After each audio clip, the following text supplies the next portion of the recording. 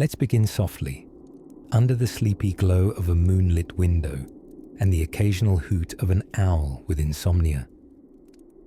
Our story tonight takes us by candlelight into the curious world of medieval mental asylums, those strangely somber, often misunderstood institutions that sat just on the edge of town, and sometimes, upon closer inspection, on the edge of reason itself.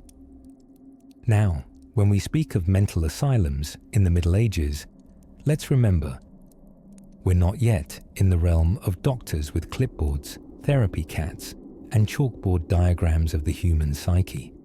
This was before Freud had a beard to stroke, long before the invention of patient confidentiality, padded rooms, or the wild luxury of indoor plumbing.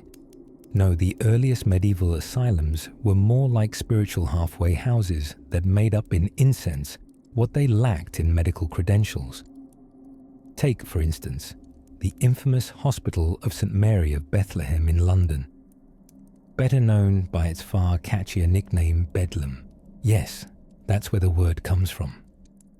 Bedlam was originally founded in 1247, not as a place for psychiatric healing, but as a priory, a religious house.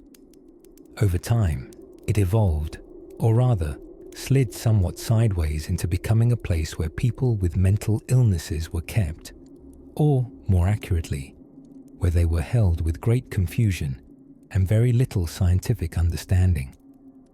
The boundaries between sin, madness, and indigestion were not as crisp as we might prefer.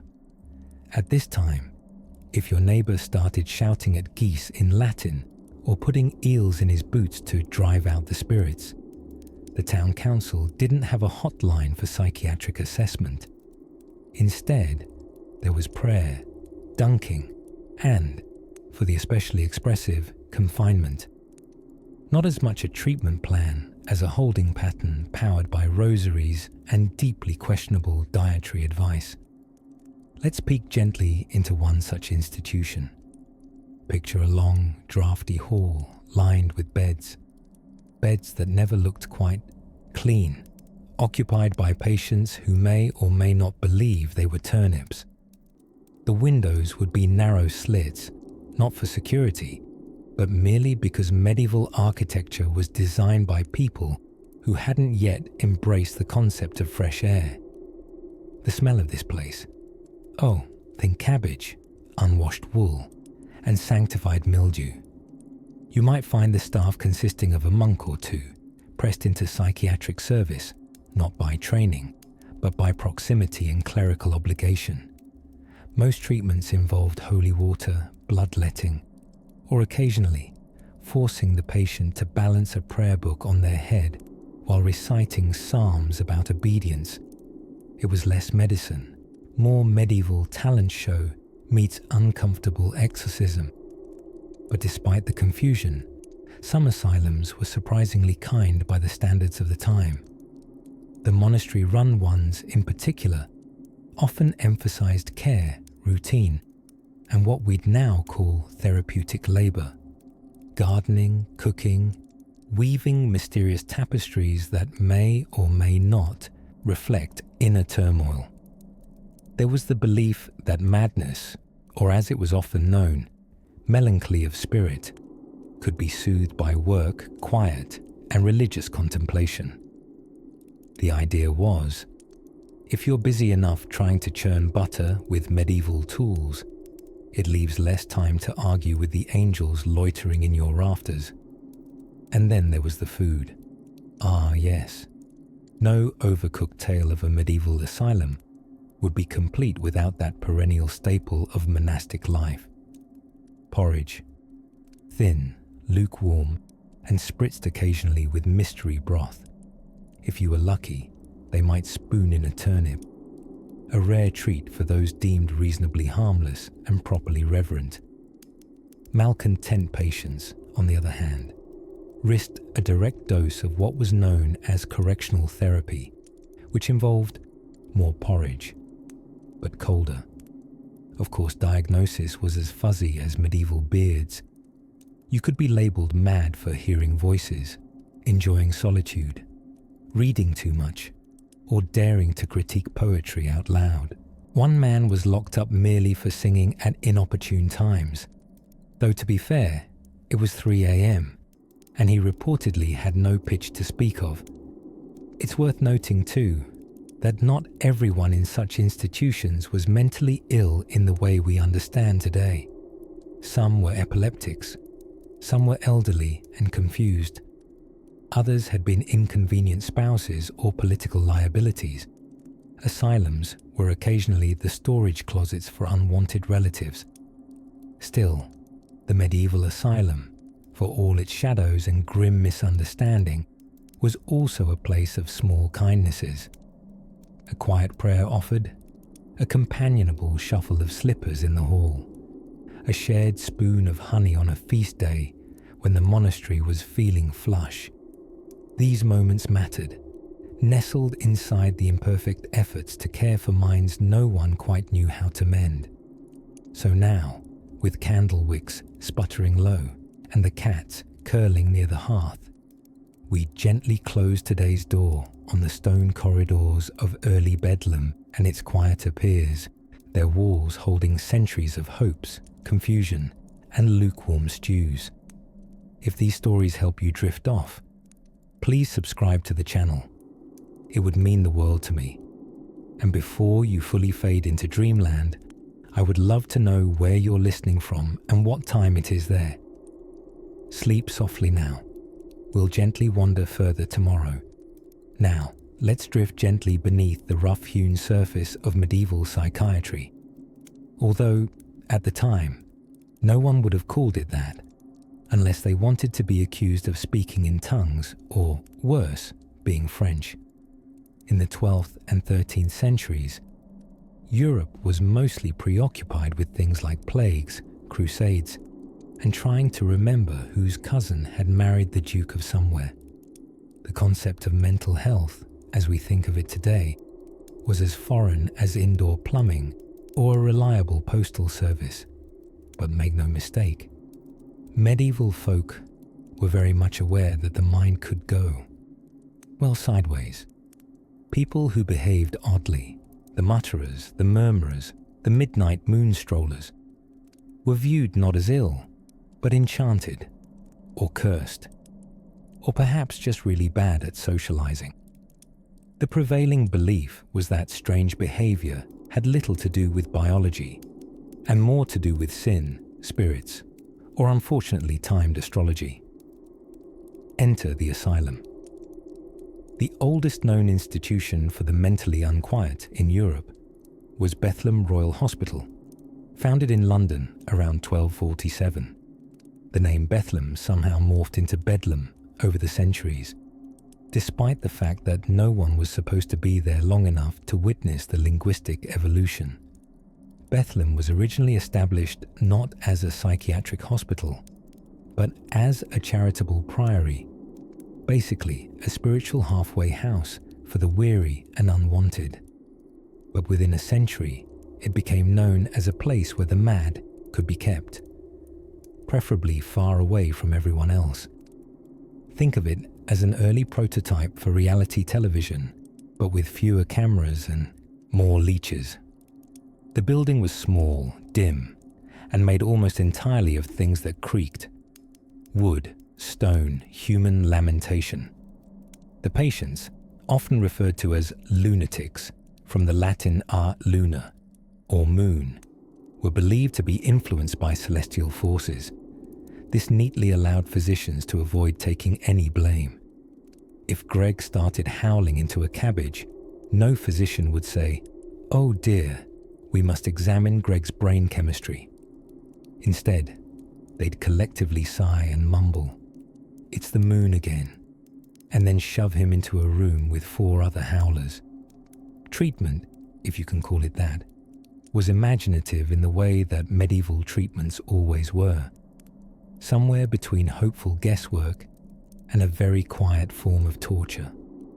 One favorite technique was bloodletting, based on the humoral theory, which held that madness stemmed from an imbalance of bodily fluids, feeling a bit anxious, clearly too much yellow bile, manic laughter at inappropriate funerals, black bile. No, one really knew what each bile was, but they were very sure you had too much of it. Another method involved immersion in cold water. Not for cleanliness, heavens no. Hygiene was still centuries away from becoming trendy. Rather, the icy dunk was thought to jolt the senses, perhaps realigning the patient's soul by giving it a good shiver. It's the medieval equivalent of turning the Wi-Fi off and back on.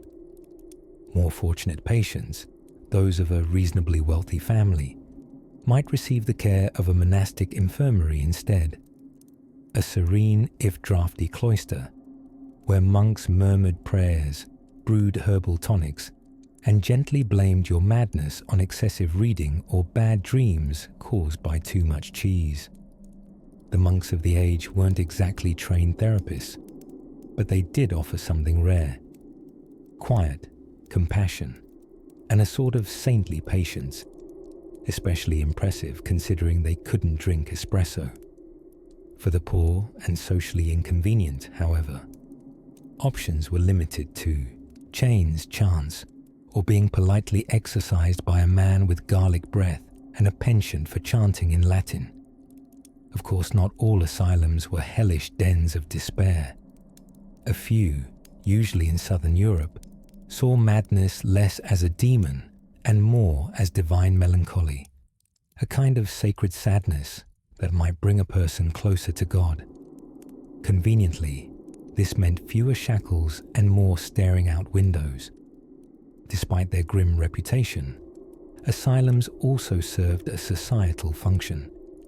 They absorbed the people who disrupted the marketplace with spontaneous poetry, or who insisted they were Saint Jerome reincarnated. In the medieval mind, madness was a kind of riddle, and the asylum was the parchment upon which that riddle was slowly, and sometimes painfully, scribbled. Still, not all those deemed mad were housed in asylums. Many roamed freely, wrapped in robes of misfitting logic, wandering village festivals and muttering cryptic weather predictions, treated alternately as nuisances, prophets, or both. The boundaries between sanity and madness were, like most medieval property lines, awkwardly drawn and hotly debated between people with the same last name.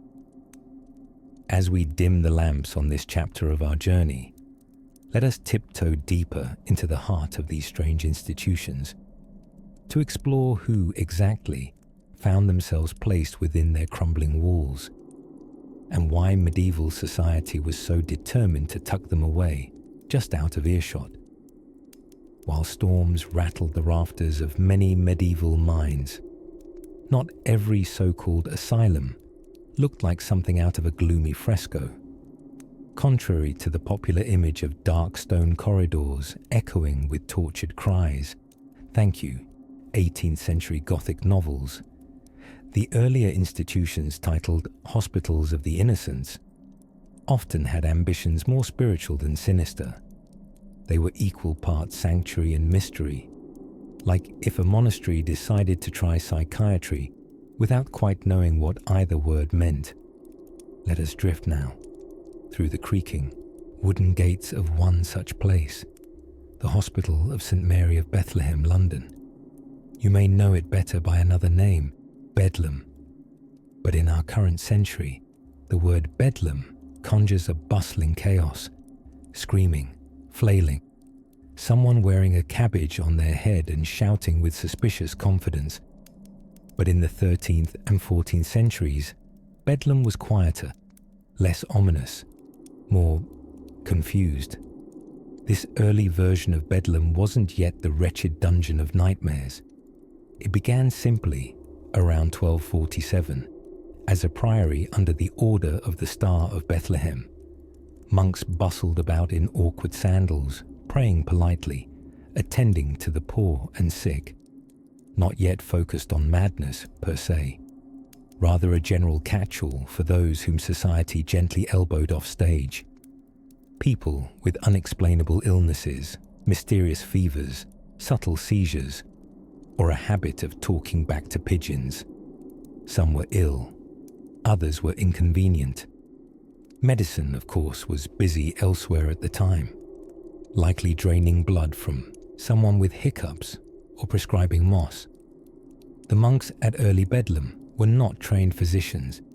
They were more enthusiastic dabblers in the human condition, which may sound worrying, but through the misty lens of history, it becomes oddly charming. Take, for example, the treatments. No padded cells, no electroshock. In fact, in its earliest years, Bedlam barely treated at all.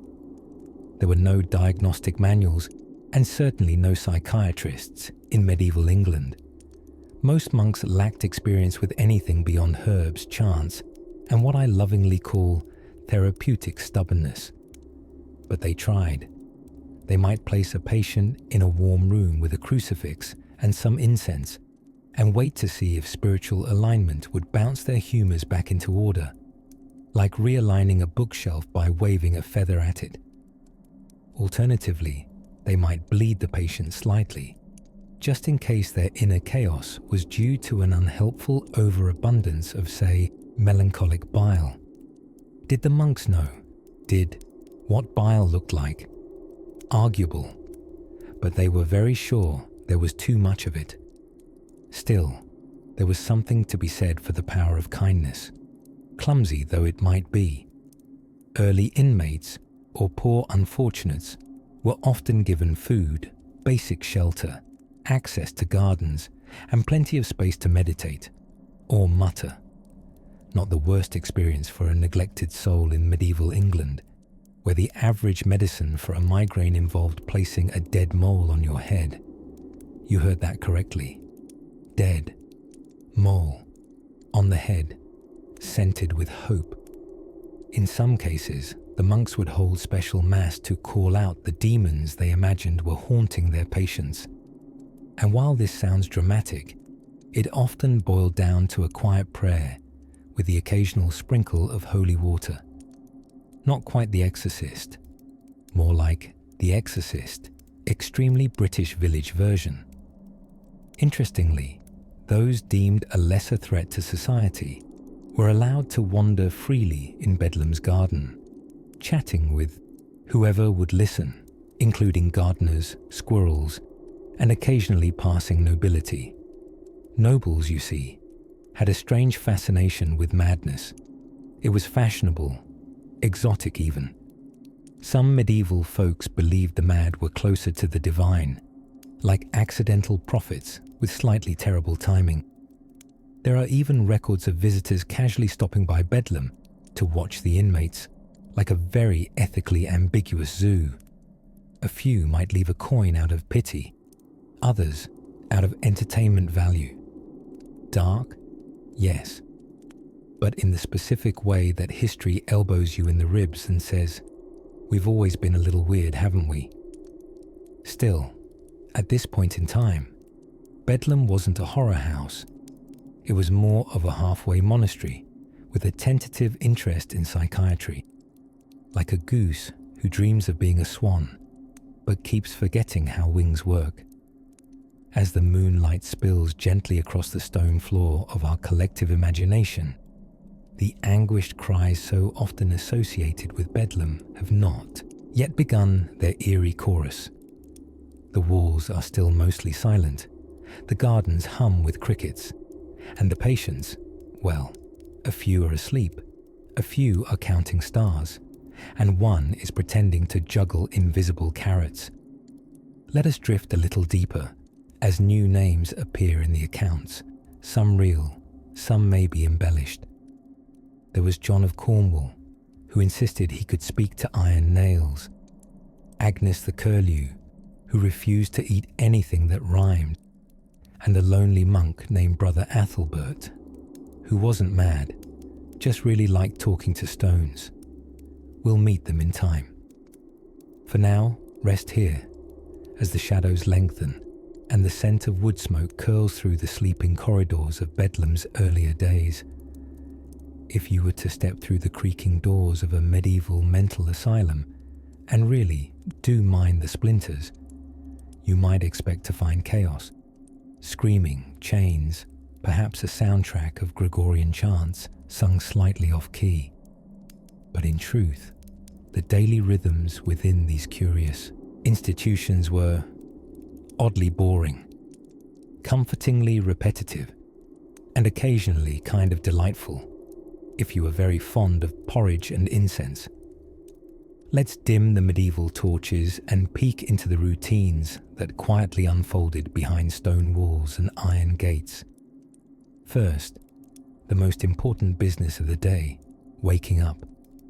Unless you had been chained overnight, which, yes, was still a deeply unfortunate custom in some areas, you would have stirred beneath scratchy woolen blankets, greeted by the faint aroma of morning stew and the clanking of someone unsuccessfully milking a goat.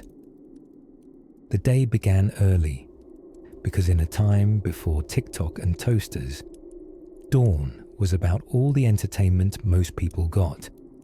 Patients weren't thought of as patients in the modern medical sense, more like inmates or sometimes guests, depending on whether you were a noble with imagined demons or a peasant with very real lice. Either way, the daily schedule kept everyone pleasantly, or at least persistently, occupied. There were prayers, usually multiple rounds. Most monasteries that doubled as madhouses believed the key to mental healing was divine intervention. And as it turns out, divine intervention required a fairly rigid timetable. That meant matins before sunrise, lauds at daybreak, and at least a couple more bouts of holy mumbling before lunchtime. It was spiritual wellness mixed with mild aerobic yawning. After the morning rituals, there came workshops. Not the modern kind with PowerPoints and complimentary pens, but hands-on activities like basket weaving, leather stitching, and what one chronicle describes simply as gentle hoeing. This could refer to gardening, or potentially a medieval misunderstanding of cardio. Either way, these tasks served a dual purpose. They gave residents a structured way to pass the endless hours, and they made the asylum just enough money to stay afloat. Especially popular was weaving, baskets, mats, dreams of escape, all neatly tied together with vine and repetition. Yet the most fascinating feature of the day was the treatment, such as it was. Whether you were melancholic, which was fancy medieval code for a bit sad, or suffering from what they called frenzy, which could mean literally anything from anxiety to having dramatic opinions, the go-to remedy was balancing your humors. According to the medicine of the day, humans were just meat puppets filled with 4 squishy elements: blood, black bile, yellow bile, and phlegm. If you felt off in the head, it meant these were out of sync, perhaps too much blood, or a suspicious lack of phlegm, which admittedly no one misses. To restore this treasured internal balance, physicians might recommend a good leeching, or cupping, or for advanced cases, trepanation, which is just a cheerful medieval word for poking a hole in your skull to let out the bad thoughts or anything else lurking in there. Sound terrifying? It was. Though oddly, some patients reported feeling lighter afterward. Perhaps that's because a portion of their brain was literally missing. Still, not every remedy was medieval horror. Herbal concoctions were everywhere. Lavender steeped in wine for nerves, chamomile poultices for restlessness, and an alarming amount of poppy-based tonics that would later become, well, the stuff of Victorian poetry and modern pharmaceutical warnings. But fun fact, one of the most common sedatives used in asylums was lettuce. Yes, lettuce. Not in salad, but boiled into a slimy decoction and sipped like sleepy juice. Nothing knocks you out quite like warm leaf water. Meals were remarkably regular. A decent spot might serve pottage, a sort of porridge meat soup, flavoured with whatever was growing out back or vaguely edible. Bread was ever present, though the crunchiness could range from delightful to dental hazard. Meat was rare unless it was a feast day or a local pig had wandered too close and looked melancholy enough to qualify as spiritually unwell.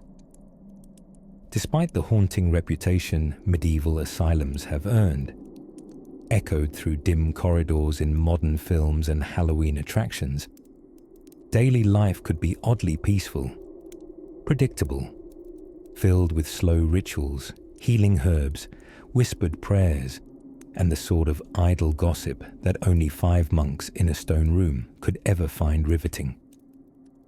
As shadows lengthened across the courtyard, patients were gently guided back to their rooms. Doors creaked shut, soft hymns whispered from distant cloisters, and the smell of chamomile, stale straw, and mild goat continued its eternal hover in the air. But even as the stone walls settled into night, one room, a particularly curious one, held the archives. Not of books, but of cases, stories, little parchment whispers questioning and recording what exactly made a man mad, and who had the authority to say. And that little room, well, that's where the next part of our tale begins. A pale candle flickers in a narrow hallway, casting a dancing shadow across the worn sandstone walls of the Hôtel Dieu in Paris. The year is 1372, and contrary to popular belief, this forbidding Gothic hospital, though bearing the vibe of a vampire's Airbnb, isn't exclusively a chamber of horrors.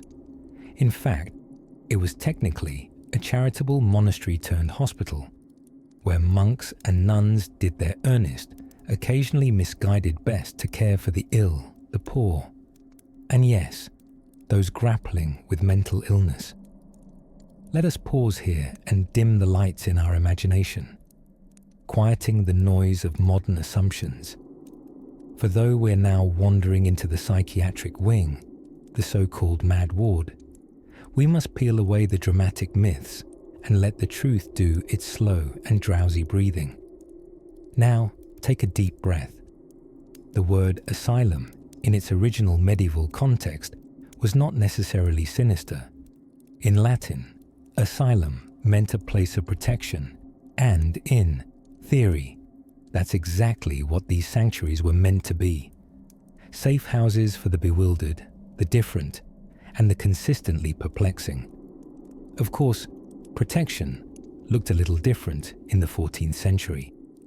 Picture heavy wooden shutters, chains made more for security than cruelty, and a rotating cast of bearded monks trying very hard to understand why Brother Guillaume believed he was a turnip. Patients were often called the possessed or the foolish, but this was not always derogatory. Medieval folks lived in a world where spiritual matters were real and immediate, and many people sincerely believed that unusual behavior might be the result of demons, divine punishment, or an excess of melancholic humors. Yes, that old chestnut. According to the prevailing Galenic medical theory, mental illness was what happened when your black bile got a little too festive. Rather than a one-size-fits-none approach, caregivers actually attempted to tailor their treatments. If you were despondent and withdrawn, you might be encouraged to drink warm wine, listen to the Psalms, or be taken to the garden to experience the healing qualities of sweet air. If, however, you screamed nightly about flaming serpents and insisted everyone was made of onions, you might, depending on the staff's patience, find yourself gently escorted into a quieter corner of the asylum, often with a devout monk clutching a crucifix right behind you. But lest we drift too far into horror story territory, know this: many caretakers were deeply committed to helping. The nuns of St. Mary's in Bethlehem, yes, the infamous Bedlam, maintained records showing efforts to clothe, wash, and even entertain patients. And while this could mean anything from devotional puppet shows to full-blown group hymnals, there was a sincere attempt to engage with mental illness as a condition worth caring for, not fearing. Now, not all care was, how shall we put this, entirely based in empiricism. Some treatments would make modern therapists weep gently into their Freudian couches. Ever been threatened with a surprise ducking in cold water to liven your spirits? Or perhaps offered a syrup made of crushed violet, vinegar, and ground up goat horn? No.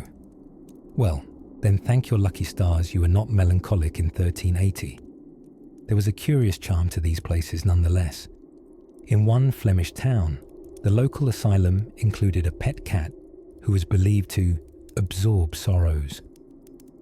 This cat, a mottled grey fellow named Simon in the records, was fed bits of roast chicken by both patients and staff. Whether Simon was truly therapeutic or just clever at sitting next to the person with the fullest plate is a matter for feline historians, but the gesture of comfort, companionship, and maybe the occasional purr-shaped grace speaks volumes, and the architecture dreamed its own quiet hopes. High vaulted ceilings gave the impression of reaching toward heaven, and the stained glass windows scattered coloured light across stone floors in the mornings. Patients and caretakers alike sat in these halos of light, watching the dust float and dance above the flagstones, sometimes forgetting, for just a feathered second, why they were sad at all. Evenings settled early in the asylum. Meals were often simple: porridge, potage, and sometimes a stew that involved more imagination than meat. Afterward, scripture might be read aloud, or, if one was lucky, a travelling musician might be invited to play a slow, twangy tune on a rebec. Patients would sway or hum or rest, their troubles for a moment pressing less heavily on their brow. And as the stars flickered into their places above the roof beams, the monks would extinguish the lamps one by one. Silence fell, not sterile but sacred, as if the building itself wished the troubled minds within to dream of calmer things. Come now. Let's slip through one final wooden door into the courtyard garden, for in the next whisper of time, we'll wander deeper into the treatments of the day, some curious, some comical, and others still echoing softly in the modern mind. As the soft candlelight flickered against the soot-streaked stone walls of medieval Europe, the word lunatic lingered in the air like incense at Vespers, equal parts sacred and misunderstood.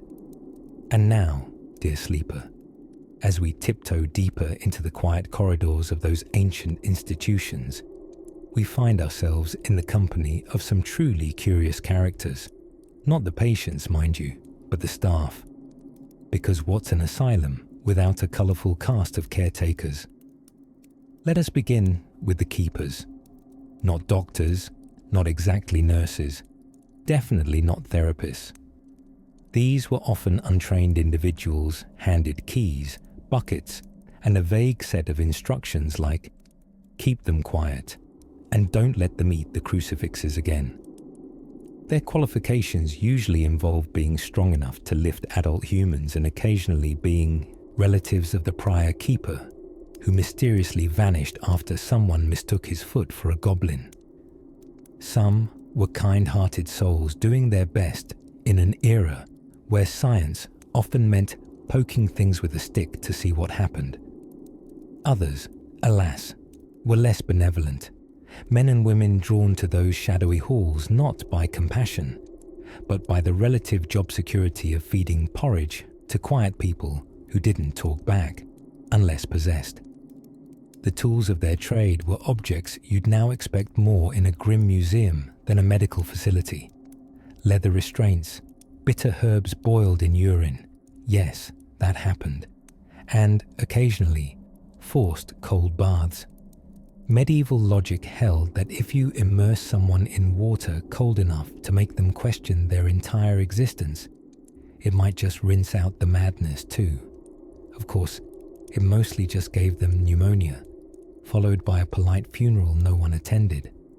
Monks sometimes served double duty as caretakers, particularly in abbey-attached madhouses.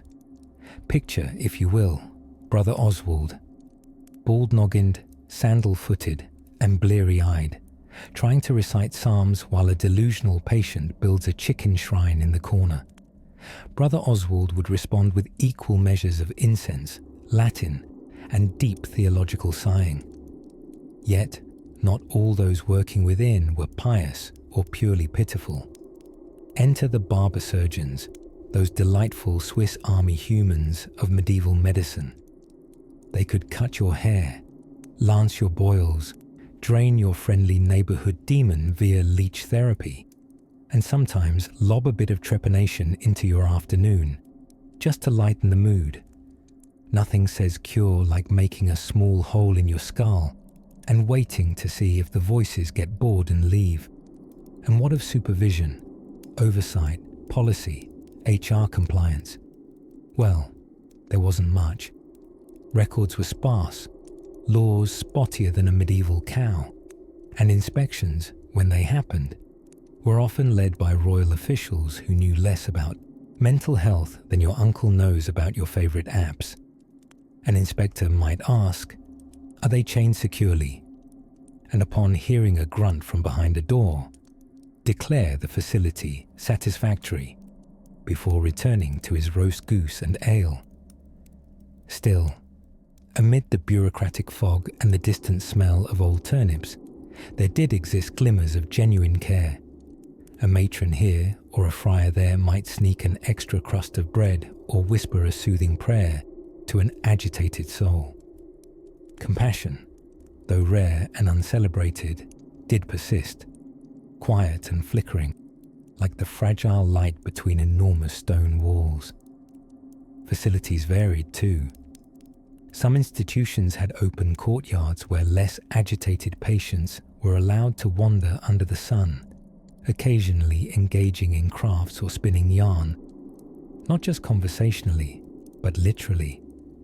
Others had underground cells, damp and echoing, where patients were forgotten as completely as Sir Godfrey of Porchester, who tried to crossbreed cabbage with a duck. It did not go well for the duck. Meals were variable. Porridge was the go-to option, often accompanied by a garnish of sadness and the occasional beet. Patients deemed safely delusional might be fed by hand, while more boisterous individuals received meals through small hatches, like medieval room service, with considerably more grunting. But perhaps the strangest and most whimsical aspect of all was the belief that music might calm the so-called mad. In some places, lutes and flutes were played softly in the halls. Picture this: a patient howling at invisible harvest demons slowly tilts their head as a wobbly tune wafts in from a nearby corridor. Not cured, but distracted. And in medieval medicine, that was practically a miracle. Of course, not all music was soothing. One notorious caretaker, with a fondness for bagpipes, believed the high-pitched drone would spiritually shake the madness loose. The results were mixed, and the local goat population never recovered. But through it all, the good-hearted keepers, the stern monks, the barber surgeons with questionable scissors, these institutions hummed on, a bizarre blend of care and chaos, of hope and haircuts. The staff, however misguided, were part of a strange, stumbling step toward understanding the human mind, or at least containing it.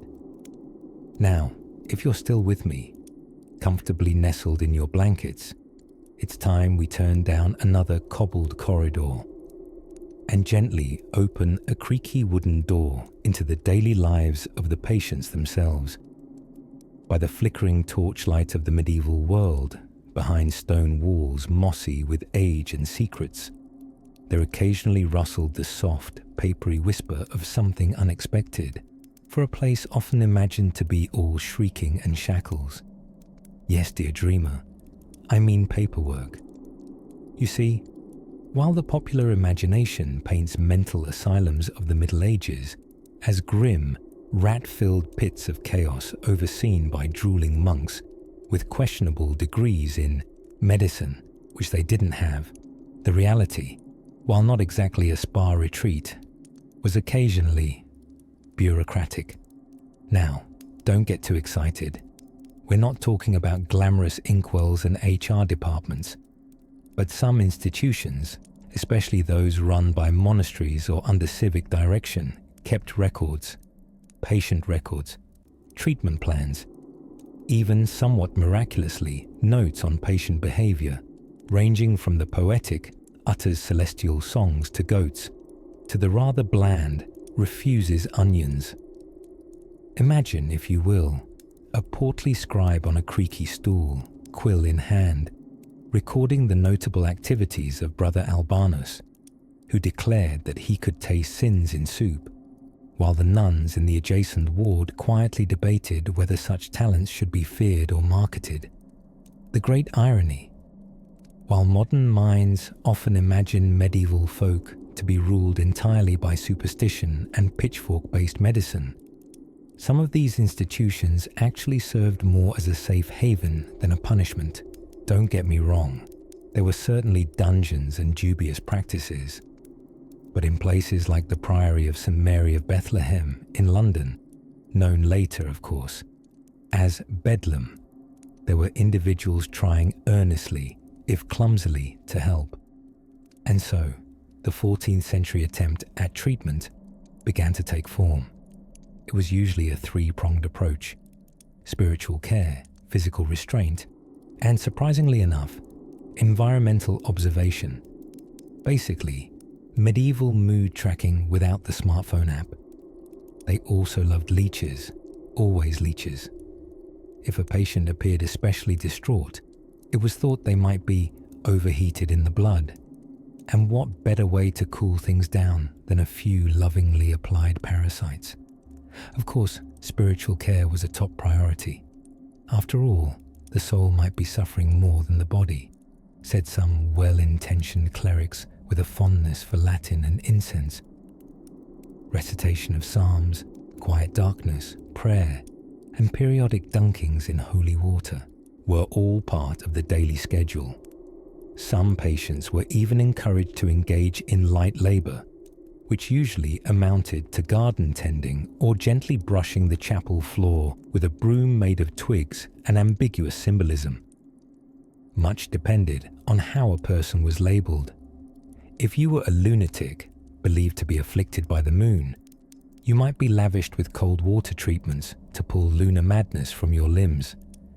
If you were possessed, exorcisms abounded, although medieval exorcisms often consisted of more chanting than head spinning, and usually ended with everyone falling asleep in their robes. And then there were the lucky, yes lucky, patients who possessed what today's institutions might call a wealthy family. The medieval asylum wasn't entirely free from the grip of economics, nothing ever is sadly, and those with coin could pay for more comfortable cells, better meals, and even private prayer sessions. Essentially, the 14th century equivalent of premium healthcare. Same building, slightly nicer straw mattress, fewer mice per square foot. Interestingly, some administrators kept what we might now call progress reports. Lady Cecily of Kent, for example, was reportedly suffering from melancholia with trembling and invisible songbirds.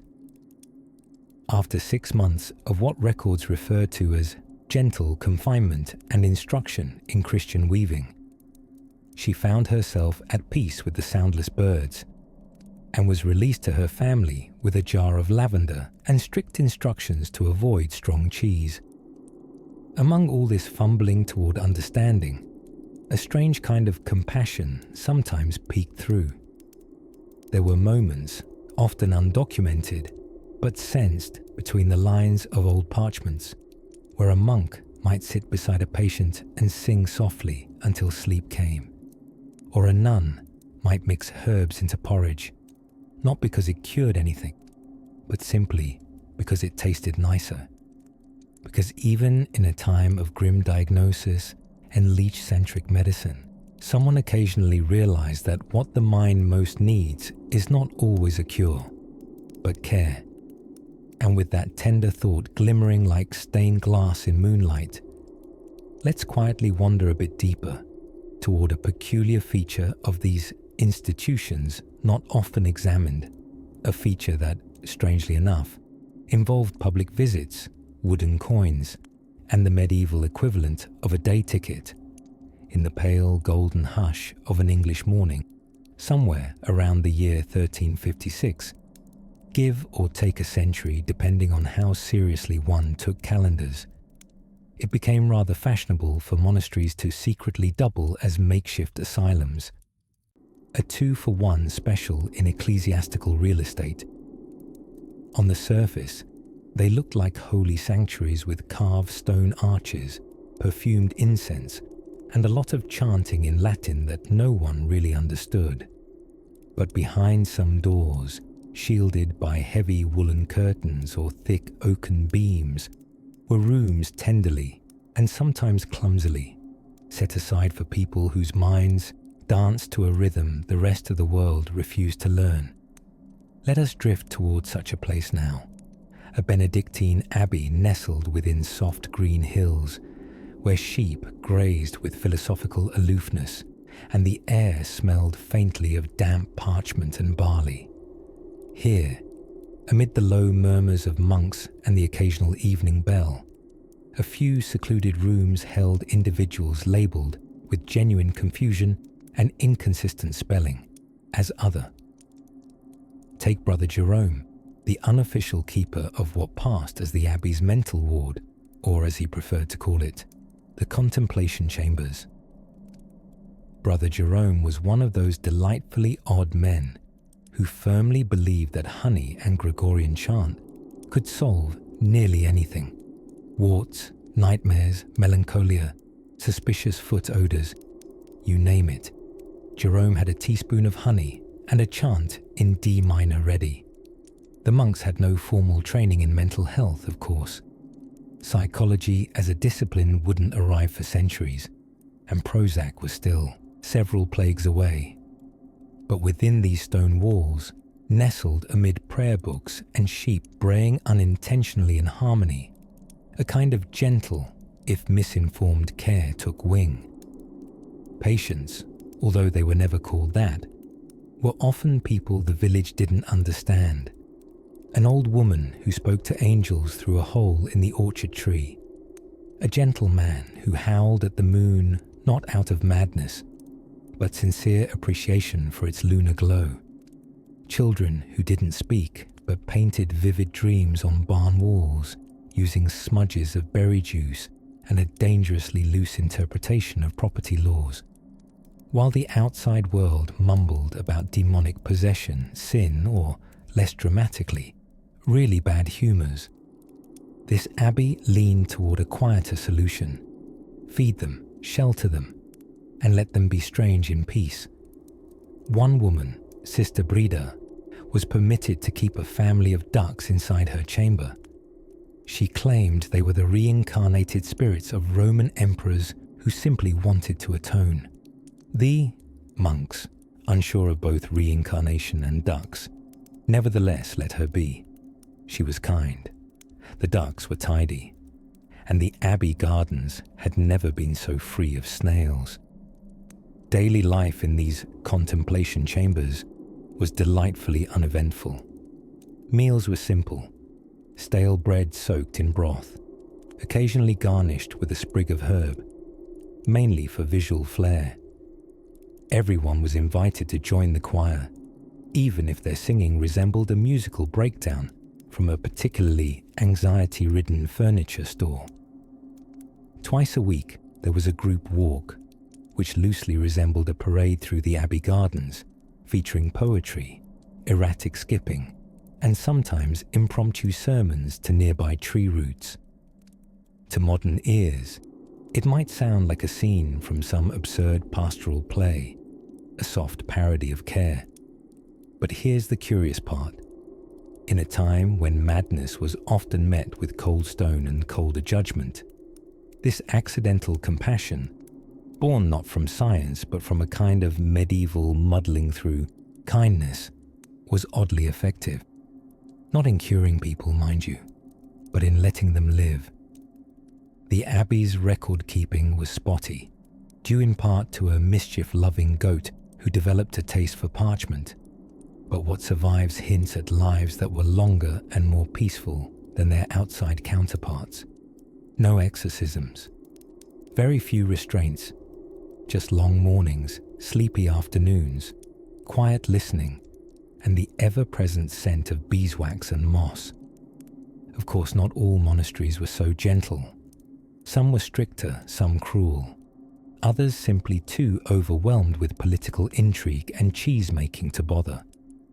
But here, in this sleepy abbey in the hills, where a child once solemnly knighted a cabbage and no one corrected him, the strange ones were permitted a kindness their world rarely offered, to simply be.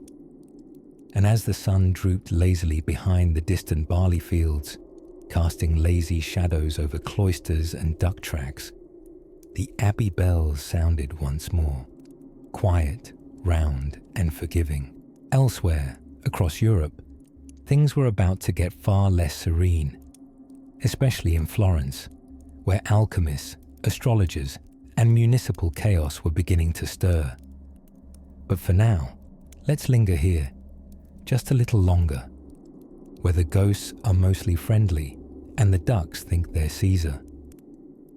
As lantern light flickered off the damp stone walls and the scent of beeswax mingled with the ever-present aroma of damp wool and questionable hygiene decisions, we find ourselves peeking into an oft-overlooked corner of medieval asylums. The library. Yes, the library. Perhaps not quite the grand echoing halls of parchment and enlightenment we might hope for, but more of a wooden cabinet with locked drawers, a small stool, and 2.5 legible books, one of which was mostly recipes for eel soup. Still, within these humble bindings and worm-nibbled pages flickered the embers of one of the most curious chapters in insanity's long literary legacy. How the mad were sometimes not only read to, but encouraged to write. You see, well before Freud leaned on his famous couch, there were monks and friars and suspiciously well-behaved cats who believed in the healing power of the written word, not merely for scripture, but for those whose thoughts, to polite society, seemed unruly. In certain institutions, particularly ones under monastic direction, writing wasn't merely tolerated, it was actively encouraged. There, the ink flowed not only from the quills of scribes, but at times from the trembling hands of the disoriented. Of course, not everyone agreed with this unusually progressive approach. Some noble physicians, sporting the finest woolen breeches and the worst medical theories a leech could dream of, dismissed it entirely. What's the use, they snorted, of asking a madman to write? This from the same people who prescribed powdered viper tail to calm nerves and believed sneezing could eject demons. But others, especially within Benedictine circles, saw something gentler in the act of writing. A way to externalize inner disorder, to bring a sense of rhythm where only chaos had reigned before. Let the soul pour forth, wrote Brother Anselm of Lower Carrow, as silver ink on ash-stained cloth. So might the Lord see the shape of their sufferings. Heartfelt words, if a trifle smudged. And so the practice grew in quiet alcoves and forgotten scriptoriums, patient as ivy. The content of such writings varied widely. Some patients wrote long, circuitous ramblings on theology, consisting mostly of misspelled saints' names and occasional doodles of dragons in habits. Others composed what could generously be called poetry, filled with phrases like, A fish in my ear cries the name of John the Milk Monarch. But then there were moments, rare, luminous moments, when something sparkled from those pages. A clarity of thought, a sorrow delicately expressed, reflections that stood outside time, as if the writer had found a window in the fog. One such fragment, preserved in a bundle of linens in a Yorkshire priory, reads simply, "Today, I remembered the shape of the moon, and I wept because it was still round, though I am not." That particular line was later attributed to a woman known only as Ellen of the Cellar, who specialized in disrupting chapel services by singing obscene versions of psalms from beneath the pews. It's unclear whether she actually wrote it, or if it was the poetic invention of a bored novice, but either way, it echoes still. Even more curious was the idea that stories themselves could be therapeutic. Tales, constructed, read aloud, imagined, found their place within the walls. Not proper stories, mind you, but wild, rambling affairs with talking bread, melting birds, and time-travelling saints who misplaced their sandals. The more absurd, the better. Laughter, it seemed, was almost medicinal, except without such unfortunate side effects as bleeding or the violent expulsion of phlegm. One scribe reported in his journal that the patients told tales so vivid and balmy that I near thought the devil was a jester and we his carnival, which, rhetorically speaking, makes for a fine metaphor, provided you ignore the part where he was later locked in a room for trying to baptize a goat. The medieval approach to writing and storytelling within asylums was inconsistent and often tangled in superstition. But nestled amid the superstition were early, tender glimmers of understanding, crude gestures toward what would, centuries later, become therapeutic arts. It is a strange comfort, isn't it, to know that within those chill grey walls, ink sometimes offered more comfort than chains, and parchment more freedom than gates. And as night thickened over the cloisters and the scratching of quills slowed, the stories, however peculiar, however unfinished, hung in the candle-lit air like whispered spells. Perhaps history doesn't remember many of them, but the walls, they might. Let's wander now, quiet as mist, into the next space, where not all prescriptions were for prayer or iron key. Some came in bottles, foul-tasting and bubbled ominously at the rim. In the tangled maze of medieval institutions where straw beds creaked and candles flickered nervously, there existed a peculiar species of worker that most chroniclers seem to skip right over. The keeper. Not exactly a doctor, not quite a jailer, but some mysterious hybrid of caretaker, disciplinarian, and, on unfortunate days, reluctant exorcist. The job description? Vague at best. To maintain order amongst the deranged and keep the stables mucked was a real line from a 14th century instruction manual at St. Mary of Bethlehem, what most folks came to call Bedlam. Yes, the original Bedlam. The word we now use to describe full-blown chaos was once the nickname for a very real place with some very real smells. Now, if you were a keeper at Bedlam in, say, the year 1382, your daily routine might begin with unlocking a series of creaky wooden doors while cradling a ring of oversized iron keys that clanked with such gravitas, people mistook you for someone in charge. Your morning brew, a tepid stew of oats and cabbage, your uniform, whatever you managed to not spill it on. The patients, or inmates as they were often called, in a stroke of medieval compassion, woke with the sunrise, or possibly with the rats. Some wandered aimlessly, others recited scriptures backward, and a few were perfectly sane, but had the misfortune of being inconvenient to their families. Wealthy husbands, notably, had a terrible habit of misplacing difficult wives into asylums like loose socks into chimneys.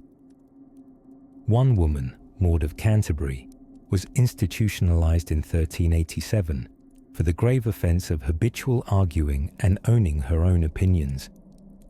Her husband claimed she spoke to cats with suspicious fluency. The cats, for their part, had no comment.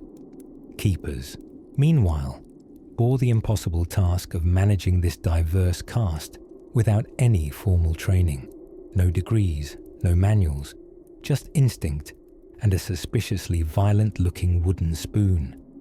One infamous keeper, Geoffrey the Wide, believed that music soothed the soul and spent each morning serenading his charges with lute adaptations of Gregorian chants.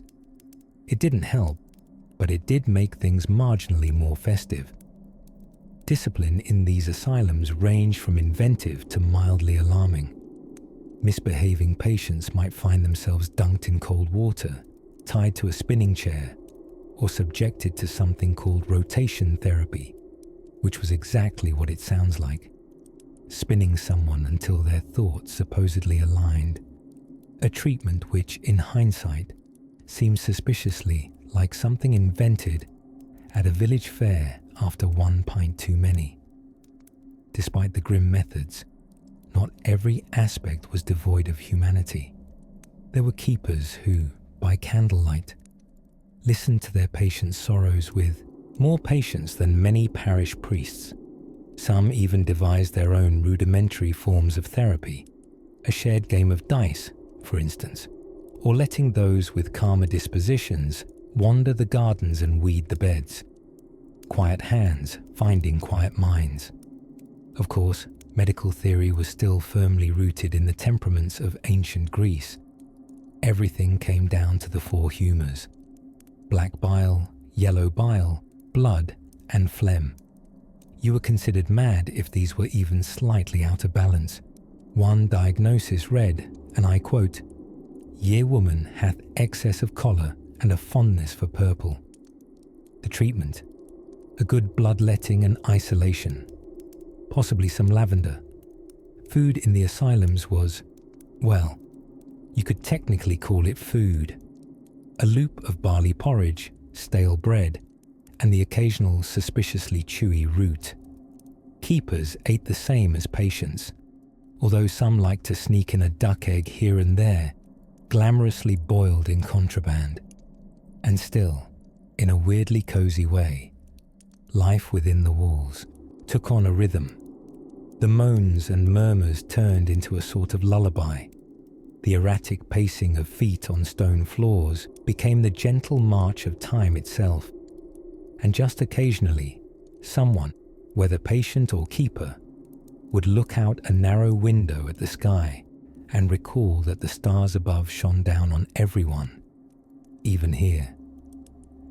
As the candlelight flickers lower and starlight nudges gently through the crooked shutters, the quiet hush within these curious walls deepens, carrying with it the scent of ink, herbs, and misplaced sanity.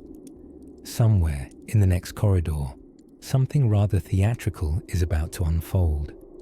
Because, as it turns out, medieval medicine had a flair for the dramatic and an alarming obsession with frogs. So let us slip softly through the creaky corridors of the 14th century once again, where the stone walls had ears, but luckily for us, no working plumbing.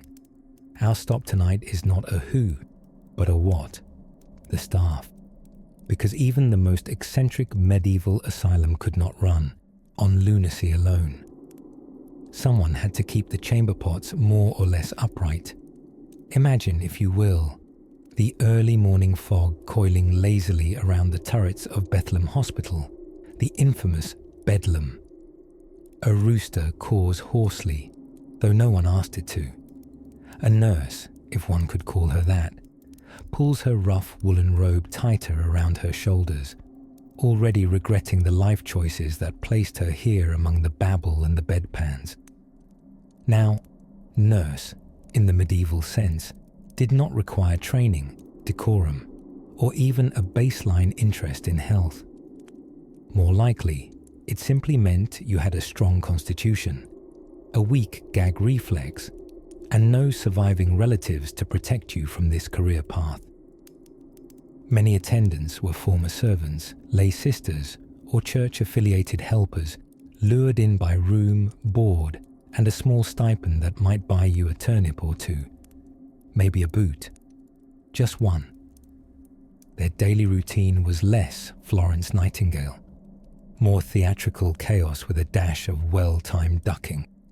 They dressed wounds, dispensed potions of dubious origin, scrapped dried food from the floor and ceiling depending on the patient, and tried very hard not to get hit by thrown chamber pots. Again, and all before breakfast. As for the doctors, yes, the noble keepers of the humours, these were usually learned men with enormous robes and even larger egos. Imagine a man in a hat so tall it casts shade for two, gravely declaring that Tim the tailor is suffering from vapours in the spleen and requires a full bloodletting by midday. Or perhaps Mistress Agnes is troubling the spirits again, and therefore must be placed in the garden naked at twilight, smeared in badger lard, and read selections from Leviticus. It was quite the treatment plan. Of course, medical care in the Middle Ages was equal parts experiment and exorcism. Staff leaned on the theory of the four humours: blood, phlegm, yellow bile, and black bile. If you were too melancholic, clearly your black bile had unionized. The solution? Leeching. Or if no leeches were handy, a quick trepanation, otherwise known as drilling a hole in your skull to let the madness escape. It was a different time, a louder time. There were also attendants designated as keepers, whose job it was to, well, keep. Not always clear what or how, but presumably patients under control and furniture standing upright. These keepers were often physically strong and occasionally merciful, though mercy was less a training requirement and more of a happy accident. In some asylums, particularly those housed in monasteries or run by religious orders, there was a spiritual staff, the priests and monks who were in charge of treating the soul, which, conveniently, involved fewer leeches and more Latin. They believed that madness could be soothed through prayer, fasting, and occasionally a suitable relic. Nothing says inner peace like the preserved thumb of a 3rd century martyr tucked under your pillow. On the rare day the staff found themselves with a moment of calm. No shouting, no scuffles over invisible cats. Some would wander into the meagre garden, staring blankly into the horizon like philosophers or unhappy goats. This job aged you quickly. Your bones would ache mysteriously before 30. Your hands would always smell faintly of vinegar and burnt sage. But now and then, a patient would smile, say something kind, whisper thank you. And for a brief sliver of time, it all felt worthwhile. While no medieval handbook ever dared to outline best practices for the care of the mind, these early workers forged an awkward, inconsistent, occasionally tender path through the fog. And long before the concept of psychology had ever been committed to paper, they were there doing something that, just barely, resembled it. Eventually, of course, rules would be introduced, boards would meet, ethics would become fashionable. But we're not quite there yet. For now, the staff still work by torchlight, intuition, and the occasional advice from a dream, which, incidentally, is the perfect mood to drift into the next part of our tale, where strange treatments take an even stranger turn. By the time we reach the 14th century, the concept of institutional care for the mentally unwell in Europe had evolved from a few monks mumbling prayers over confused villagers to something resembling an organized system of bafflement, bedlam, and beeswax suppositories. Yes, medical practice was still more art than science, and the treatments for madness were often indistinguishable from elaborate party tricks. Inside one of the more notorious establishments, the Hospital of St. Mary of Bethlehem, later infamously known as Bedlam, the line between cure and curiosity grew blurrier by the hour. It was located in London and originally operated by the Church, which believed madness was a spiritual, not medical matter. Thus, a disproportionate amount of treatment involved prayer, fasting, and the liberal sprinkling of holy water. Think of it less as group therapy and more as ongoing, mildly soggy spiritual hazing. But as the hospital's reputation grew, so did its clientele, both residents and spectators. Over time, Bedlam became a kind of chamber of public fascination. For a few pennies, sane people could stroll the halls and ogle the inmates like exhibits in a most unsettling zoo. A gentleman might sashay in after lunch, peer through the iron bars, and, satisfied with the amount of lunacy on display, go on with his day, perhaps only slightly more smug about his own grip on reality. The patients, of course, were not always so amused.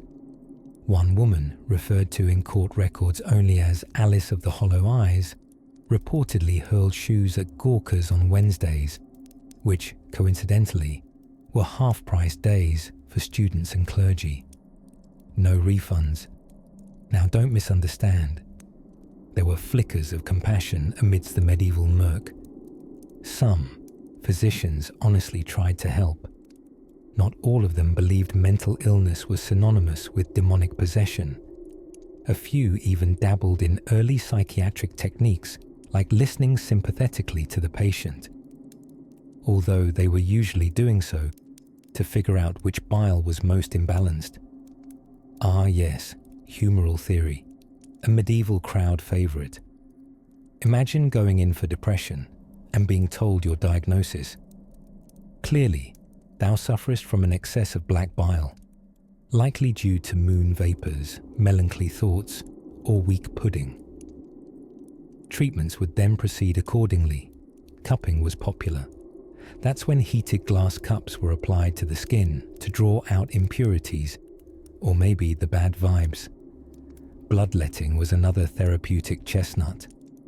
A few pints drained from a forearm could, allegedly, rebalance your humours and realign your outlook on life, or at least make you too tired to argue with your doctor. Leeches were summoned often. Though their job descriptions were never formally codified, leeches had a disturbingly prolific resume in medieval wellness. They were applied to everything from headaches to heartbreak, all performed with a sense of scholarly gravity, despite the fact that no one truly understood what the leeches were accomplishing. Least of all the leeches. On the marginally sunnier side of things, herbal remedies occasionally offered relief. Lavender for calming nerves, valerian for sleep, wormwood for those who enjoyed taking things named after worms. Surprisingly, music therapy appeared in some institutions. Lutes, lyres, and the occasional hurdy-gurdy were employed to soothe patients' minds.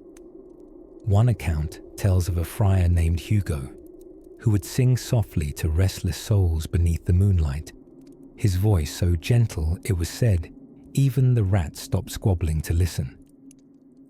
Meanwhile, architecture played a subtle role in the experience of these asylums. Gothic halls, carved stone thresholds, and long, drafty corridors with doors that moaned more than the inhabitants themselves. Daylight slanted in through stained glass. At night, oil lamps flickered along the walls like half-forgotten memories, casting shadows that performed their own silent plays. Within those walls, the notion of madness danced somewhere between sadness, mystery, and misunderstood brilliance. Some patients might have been suffering from what we'd call schizophrenia or bipolar disorder today. Others perhaps merely had epilepsy, trauma, or an unwavering belief that squirrels spoke Latin. A whimsical conviction that got one particularly expressive monk locked up for 6 months and nicknamed Brother Acorn. Generally speaking, if your behavior was disruptive, peculiar, or made others deeply uncomfortable during dinner, you were at risk of being labeled a lunatic and bundled off with little ceremony. But once inside, life followed a rhythm, however distorted. Meals were offered, schedules loosely enforced. There was prayer, murmured, confessions, and even laughter, the kind that was half delirium, half release. And so, among the cold stone and candlelight, the world inside these early asylums teetered between care and containment, healing and harm, truth and spectacle, a strange theatre of forgotten minds.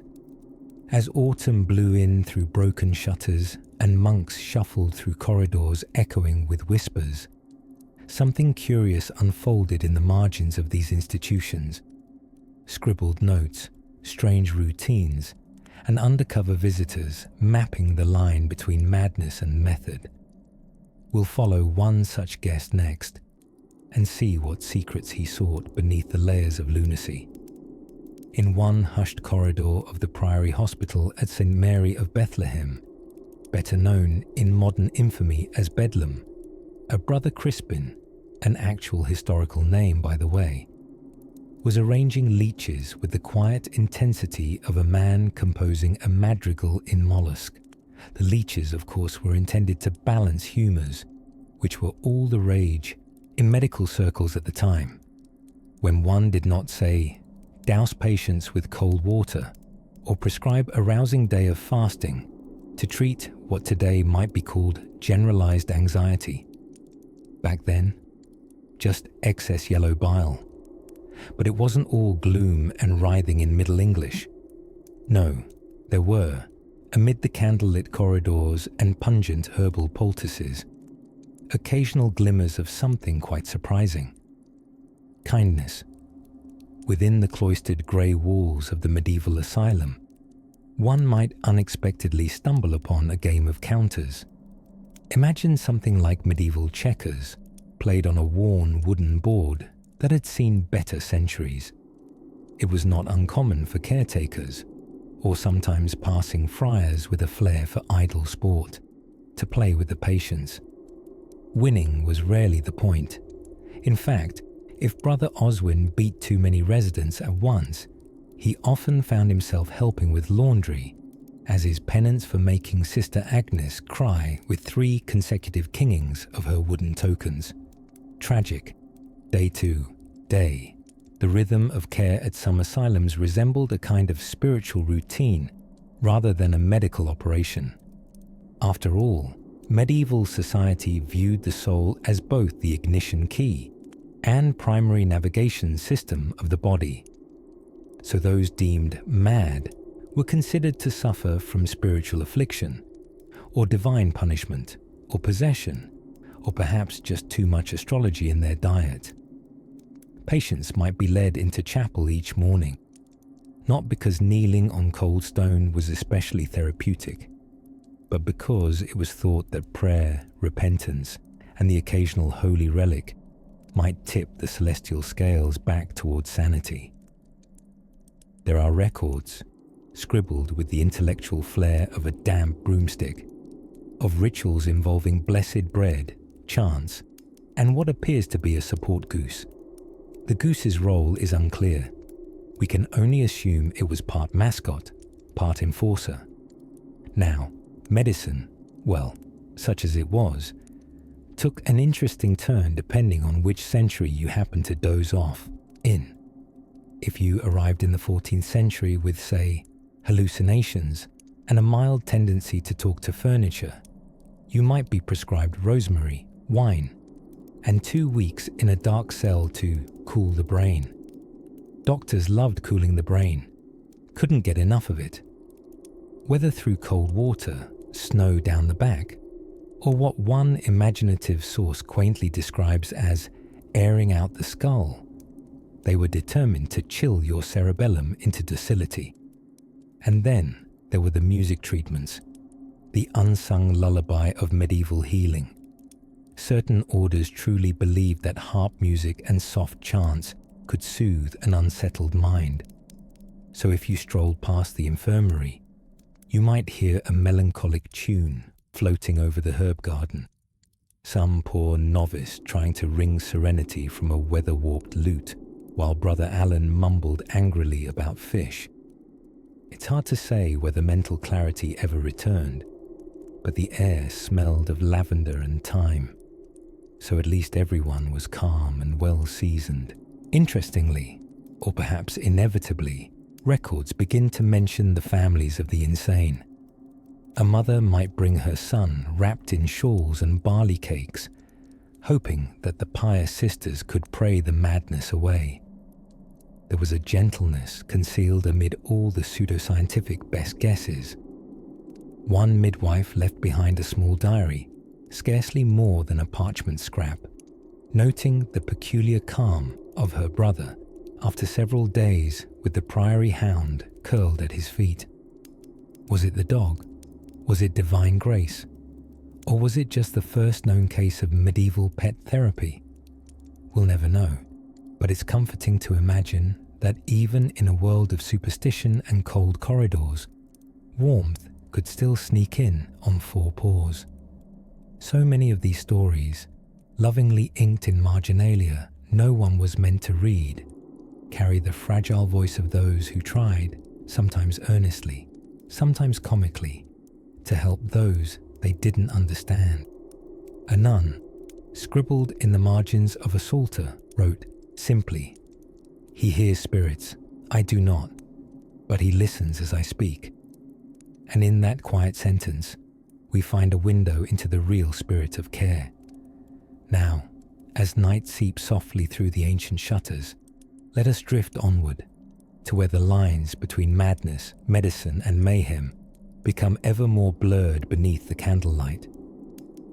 In the buttery twilight of a damp English afternoon, when the fog curled with purpose and chimney smoke danced in accusation, a certain kind of business bloomed quietly behind monastery walls, the scribbling of diagnoses by men who had never met a brain they couldn't misunderstand. Welcome to the curious world of medieval diagnostics, a time when interpreting the state of someone's mind required zero formal training, a belief in green bile, and a healthy fear of Saturn. Imagine now the inside of a modest priory-turned-asylum courtyard, the bells having just finished tolling nonens.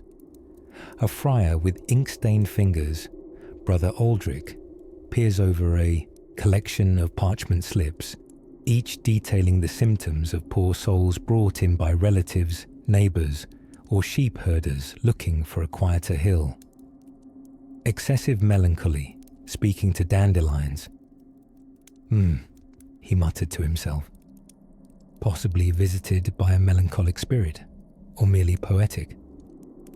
There it was, one of the many confusing diagnoses of the day, melancholia. A condition variously blamed on black bile. Thank Hippocrates for colour-coding your sadness. Lunar misbehaviour, or the overconsumption of moist fruits, especially pears. Suspicious fruit, pears. For a woman named Isabel, such a diagnosis appeared shortly after she had spent an evening spinning around the village square, telling stories to barn animals. The villagers determined, with no small degree of confidence, that only someone unwell in the mind would attempt to teach theology to ducks. But in the candle-shadowed halls of the asylum, a different lens was applied. Brother Aldrich would sit beside Isabel, ask gentle questions, and then consult a rather unhelpful book called The Compendium of Humorous Disorders, which mostly looked like a recipe book written by a very nervous astronomer. Clearly a saturnine imbalance, one would declare, as though pointing out a ripened tomato. This meant, supposedly, that the planet Saturn, traditionally associated with gloom, age, and a vaguely disinterested disapproval had cast a shade on Isabel's humours, leading to an overproduction of melancholy. Not her fault, of course, merely a case of planetary misalignment, like astrology, but with more leeches and less consent. And speaking of leeches, let us not overlook the time-honoured technique of bloodletting, a treatment applied liberally whether you'd seen visions of angels or just the local baker twice in 1 week. If you were too animated, bloodletting. Too pale, also bloodletting. Muttering to yourself as you counted stones. Fever, time for a bloodletting. Better out than in, the barber surgeon would murmur, his basin clanking ominously. Of course, not all medical professionals agreed. Some favoured the herbal route, doses of poppy, valerian, or if you were feeling truly wild, ground up bezoar stone, which was, brace yourself, a hardened mass found in the stomachs of goats and other lucky animals. Valued for its supposed magical detoxifying properties, it was added to potions with names like elixir of mental clarity and also constipation, probably. Still others suggested water cures, cold baths, warm baths, surprise baths, mostly involving a tub in some drafty corner of the dormitory hall and a very stern nun named Sister Maud. Poor souls considered frenzied, meaning euphoric or overly expressive. Think talking too fast or laughing in Latin, were often dosed with calming tonics. These included wine steeped with herbs, or more questionably, beverages containing bits of lead and silver, because nothing says mental clarity like a slow dose of heavy metals. Diagnosis, in truth, came down less to understanding than to pattern matching and planetary excuses. And while some monks and friars genuinely wanted to help, others adopted a strategy best described as pious guessing. One notable case tells of a young man named Thomas, who, after singing hymns backwards, he claimed it was for variety, was diagnosed with internal inversion of the soul and treated accordingly, through upside-down prayers and a week of walking only backwards.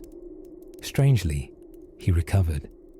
Not from madness, of course, but perhaps from boredom.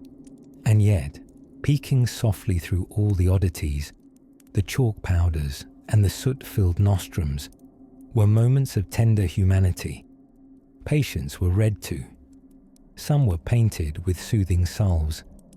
Others engaged in gentle gardening, or were allowed to care for cats, the medieval equivalent of therapeutic companions, though occasionally accused of consorting with witches on their days off. So nestled within the tangled threads of misdiagnosis and celestial assumptions were whispers of genuine care, of gentle hands placing warmed cloths on worried brows. It wasn't science, no, but it wasn't entirely cruelty either. Perhaps, just perhaps, it was a fumbling, well-meaning guess at what healing might be. And as the flickering light of the rush lamp drips down the parchment of Aldrich's latest entry, something about laughter during Lent being a sign of misplaced cheer, we drift quietly onward, into another chamber of peculiar treatments and even more peculiar beliefs. By the 14th century, Europe's array of approaches to mental distress had blossomed into something of a haphazard buffet. A little bit of piety, a pinch of superstition, and a rather alarming dollop of leeches. But nestled somewhere between religious desperation and medical guesswork was another method. Music. Yes, music, as in singing, strumming, and humming.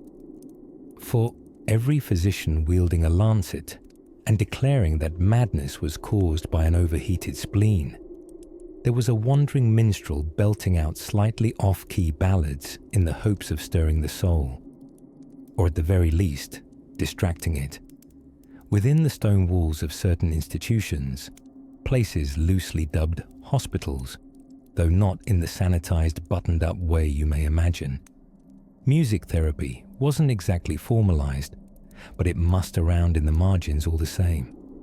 In monastic infirmaries and charity-run asila, the line between clerical chant and curative sound blurred wonderfully and weirdly. Gregorian chants weren't just for the divine office. They echoed softly from vaulted rooms where troubled minds were left to sit among herbs, light and kind, if slightly confused monks. Some medieval doctors, still certain that the brain housed an unreasonable number of wind currents, yes really, theorized that melody, like incense or a properly timed bleeding, might guide those internal gales into more socially acceptable breezes. And so, amid pewter bowls and the distant clatter of wooden sandals on stone, patients were gently subjected to song. Consider Bethlehem Royal Hospital in its early, somewhat chaotic years. By the time music therapy trickled in, Bethlehem, known lovingly and uncharitably as Bedlam, had become as famous for its sounds as its souls. Early accounts suggest that while some inmates were howling, others were hymning. Local musicians, tempted either by compassion or coin, sometimes volunteered to serenade the unwell, their lutes slightly out of tune but their hearts, presumably, in the right place. And then there were the jingle men, panhandlers who claimed celestial inspiration but seemed more like wandering bards with a grudge against rhythm. These fellows loitered just outside asylum walls, muttering semi-rhythmic prayers or clanking metal objects in what can only be described as medieval avant-garde performance art. While officially unwelcome, they may accidentally have bolstered the idea that sound could shift the mind, for better or stranger. Meanwhile, in Spain's Valencia hospital, a more deliberate approach unfolded. By the late 15th century, under the guidance of the innovative brother Jean Gilbert Joffre, who deserves at least a statue and a slow round of yawns for his efforts, caregivers began strategically incorporating music into the daily rites of care. It was here that mental illness was framed not as something vile or demonic, but as a wound of the soul, deserving balm, not banishment. And what is music, if not a kind of balm? A murmur that lingers long after supper, slipping under heavy oak doors and warming the stone like wine by firelight. Not all patients were soothed, but some were, enough to make the concept stick. Instruments were played gently in common areas, and hymns became more than ritual. They became reprieves. It's tempting, isn't it, to picture a quiet evening inside one of these early wards, the scent of rosemary twining with the smell of wet wool and candle wax. Somewhere nearby, a monk coaxes hesitant chords from a psaltery, its notes curling upward into the smoky rafters. A patient, let's call her Isabel, has been pacing all afternoon, muttering to herself in riddles. But now, with the music softly blooming, her voice quiets. She sits, her eyes wide and wild and tired soften. No miracle, certainly, but maybe a moment. And in places where healing was scarce and kindness even rarer, such moments could feel as weighty as doctrine. Of course, the idea of music as medicine didn't exist in isolation. Medieval practitioners were fond of combining remedies, often in a bewildering concoction that involved plucking herbs during a thunderstorm or applying a poultice while facing east. And one could never discount the impact of planetary alignments, particularly when trying to cure anything above the neck. But even amid this astrological stew, melodies endured, slipping past logic and into the spaces where reason had gone wandering, like lullabies for lost minds. And as the night deepens in our little historical tale, we'll wander next into the curious world of medieval dietetics, when what you ate was thought to shape who you were, mentally and otherwise. So before you drift entirely, imagine a world where a cabbage could cure melancholy, or cause it. Late one October evening, long before Halloween costumes involved polyester capes and pumpkin spice-scented frustration, a monk named Brother Theobald adjusted his woolen habit and closed the great wooden door of the priory infirmary for the night. The torchlight flickered along the stone hallway, casting lively shadows that danced like mischievous spirits. In truth, the priory's hospital wing was a mix between a convalescent monastery, a mental asylum, and what can only be described as medieval HR. Except, instead of concern over workplace punctuality, they offered treatments like blessed root tea and moderate bleeding. It was here, nestled among candles and creaking oak beams, where some truly curious medieval psychiatric techniques were born, not out of malice, but out of sheer well-meaning confusion and a pinch of spiritual panic. You see, in 13th century Europe, mental afflictions were often viewed through the same lens as bad weather, signs of divine annoyance or demonic meddling. If someone spent the better part of Thursday believing they were a goose or chanting psalms backward in Latin, it wasn't necessarily a medical emergency. It was naturally a moral or spiritual hiccup. Perhaps the stars were misaligned, or Venus and Saturn had argued. Medical books of the time, brightly illustrated and often wildly incorrect, offered several creative treatments.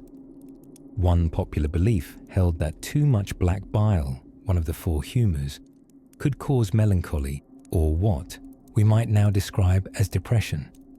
The unfortunate patient might be diagnosed with spleeny vapours, and in response required to drink a mash of warm beer, herbs, and something referred to only as hedge broth. But enterprising monastics experimented with more personalized methods. Brother Theobald, for example, once attempted to treat a patient who shouted at a turnip for 6 hours by placing the vegetable on the altar and asking it to confess its sins. When the turnip predictably remained silent, the patient reportedly felt validated and never shouted at root vegetables again. Art therapy was also practiced, though rarely recognized as such. Patients were sometimes asked to draw their afflictions using chalk on monastery walls. This yielded a unique gallery of winged hounds, melancholic suns, and once, memorably, a dragon with a bishop's hat declaring taxes unjust. Even today, some of these secret doodles remain hidden behind old wall plaster in abbeys across Europe, discovered entirely by accident during restorations and baffling passing archaeologists. Of course, many asylums weren't monasteries at all. In towns like Norwich and Paris, more formal alien houses, yes, that's what early hospitals for the mentally ill were sometimes called, began to appear. And while they sound like places where Renaissance scientists might have kept Martians, their real purpose was to house those deemed non compos mentis, or if you like Latin flirting, not in control of one's mind. In these places too, care ranged from gentle to, shall we say, questionable. Singing was considered therapeutic. Some caretakers believed that psalms and sacred chants could realign spiritual dissonance. One night-turn caretaker even insisted on nightly lullabies involving harp music and dramatic readings from Leviticus. According to legend, one patient fell asleep midway through the Book of Numbers and simply refused to wake up before Pentecost. Then, as now, sensory experiences played a key role. Incense was wafted through narrow corridors to attract divine favor, though unintentionally it may have also masked other, robust medieval smells. Sunlight was prized, and some asylums boasted gardens where patients could walk, grounded by earth and sky. The idea was simple. Madness could be soothed by God's gentler creations. Tulips, rain puddles, one very kind therapy goose named Egbert. Despite the superstition and the gaps in medical understanding, there was something undeniably human in these ancient efforts. The monks, nuns, and amateur apothecaries who tended to the unwell weren't always correct, but often they were compassionate in the way they knew how. Sometimes caring meant washing someone's feet.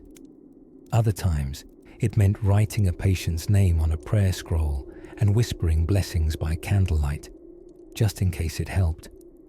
Hearts were in the right place, even if the leeches weren't. By the time Brother Shag Theobald finished his nightly rounds, the priory slipped into a silence both sacred and suspiciously drafty. Somewhere down the corridor, a patient quietly recreated the Battle of Hastings with breadcrumbs, and the therapy goose made a dignified honk in approval.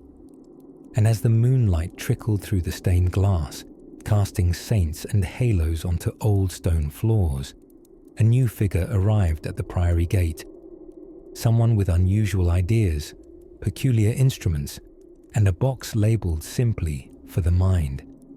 But that, of course, is a tale for another dreamy moment.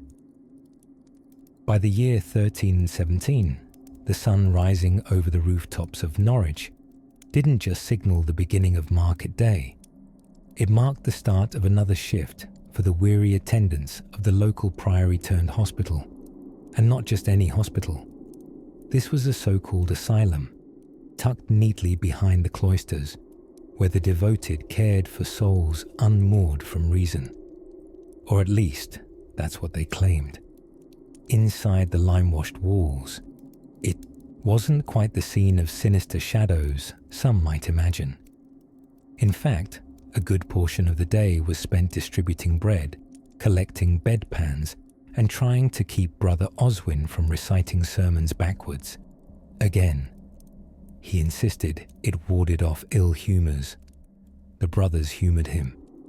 By this time in medieval England, theories of mental illness, that nebulous cloud of misunderstood behaviours, were a tapestry of theology, astrology, and a deep mistrust of cabbage-based diets. If a person heard voices that weren't visibly seated at the dinner table, it often meant divine punishment, or slightly fermented turnip soup. But here's a curious thing. Not every person who ended up in these early monastic care facilities was considered dangerous. Many were simply confused, grieving, mourning, or lonely. A widow who spoke to her late husband's silhouette.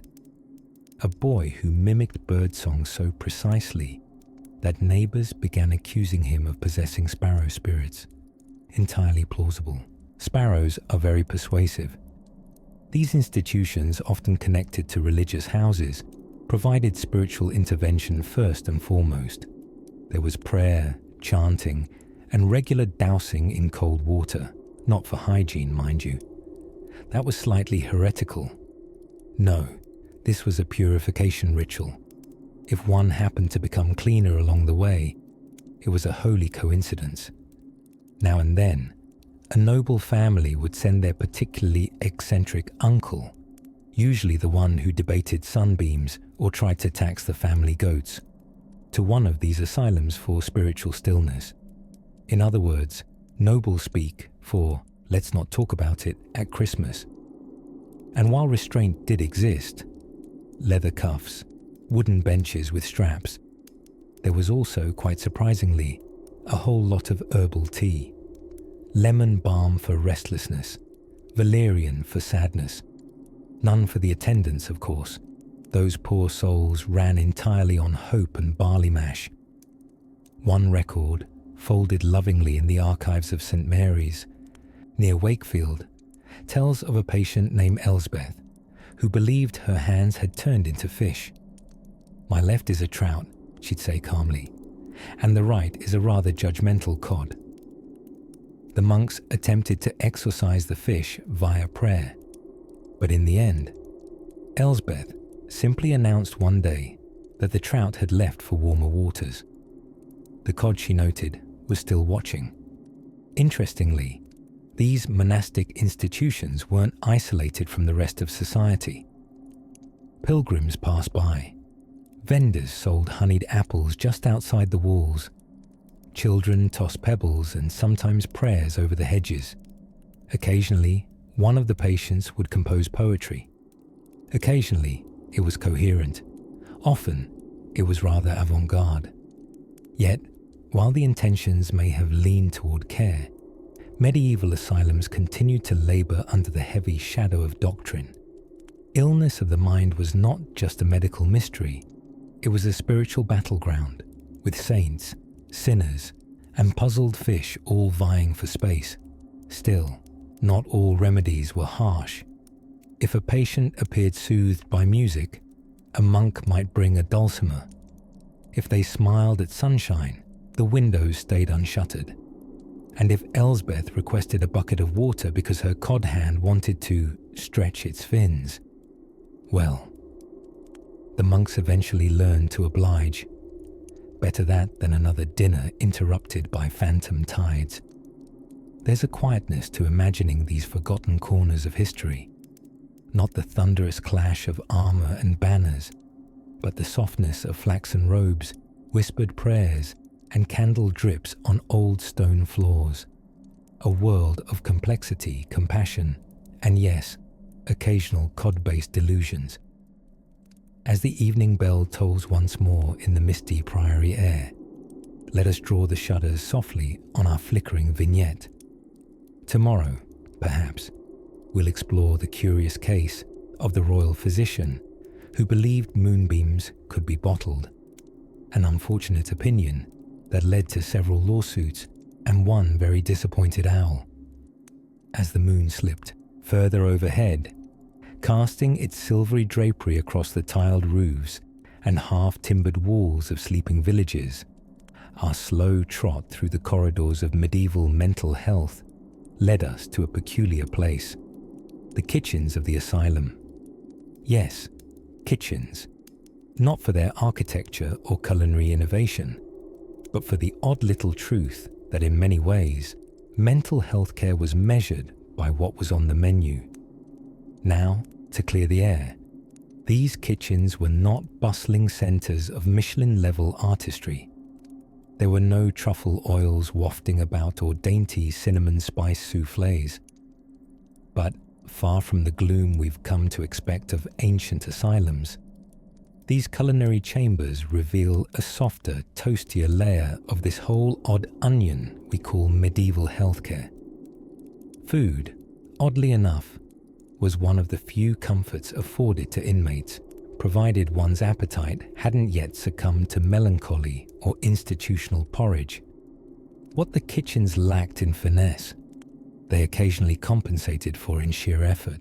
Bread, of course, was nearly omnipresent, showing up like an overly eager party guest at every meal. Coarse or fine, wheat or barley, sometimes flavored faintly with herbs or, accidentally, with ashes, depending on the cook's mood and wood supply.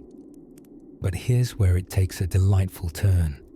Some records from asylums like the infamous Bethlehem Hospital, yes, the one we now affectionately and incorrectly refer to as Bedlam, reveal that the diet was tailored, loosely, based on humoral theory. That's the ancient medical idea that your health depended on balancing 4 bodily fluids: blood, yellow bile, black bile, and phlegm. And just as an overly emotional aunt might prescribe chamomile tea for heartbreak, the asylum cooks were instructed to bring balance through broth. Thin, watery broth for those thought to have too much bile. Hearty, heavy porridge for those who needed grounding. And on rare occasions, meat was offered to the melancholic, a sort of rustic antidepressant in the form of roast mutton. The staff, too, often dined on these curious menus, partly because it was cheaper that way, and partly because no one fighting off a hallucination is particularly picky about their lentils. One can imagine, at the stroke of noon, a chorus of spoon clinks echoing through the hall, a strange unison that made no distinction between doctor, inmate, and weary caretaker. It was, in its own involuntary way, a communal act. Of course, we'd be remiss not to mention that overcooked meat was widely believed to provoke heat in the body and inflame already agitated minds.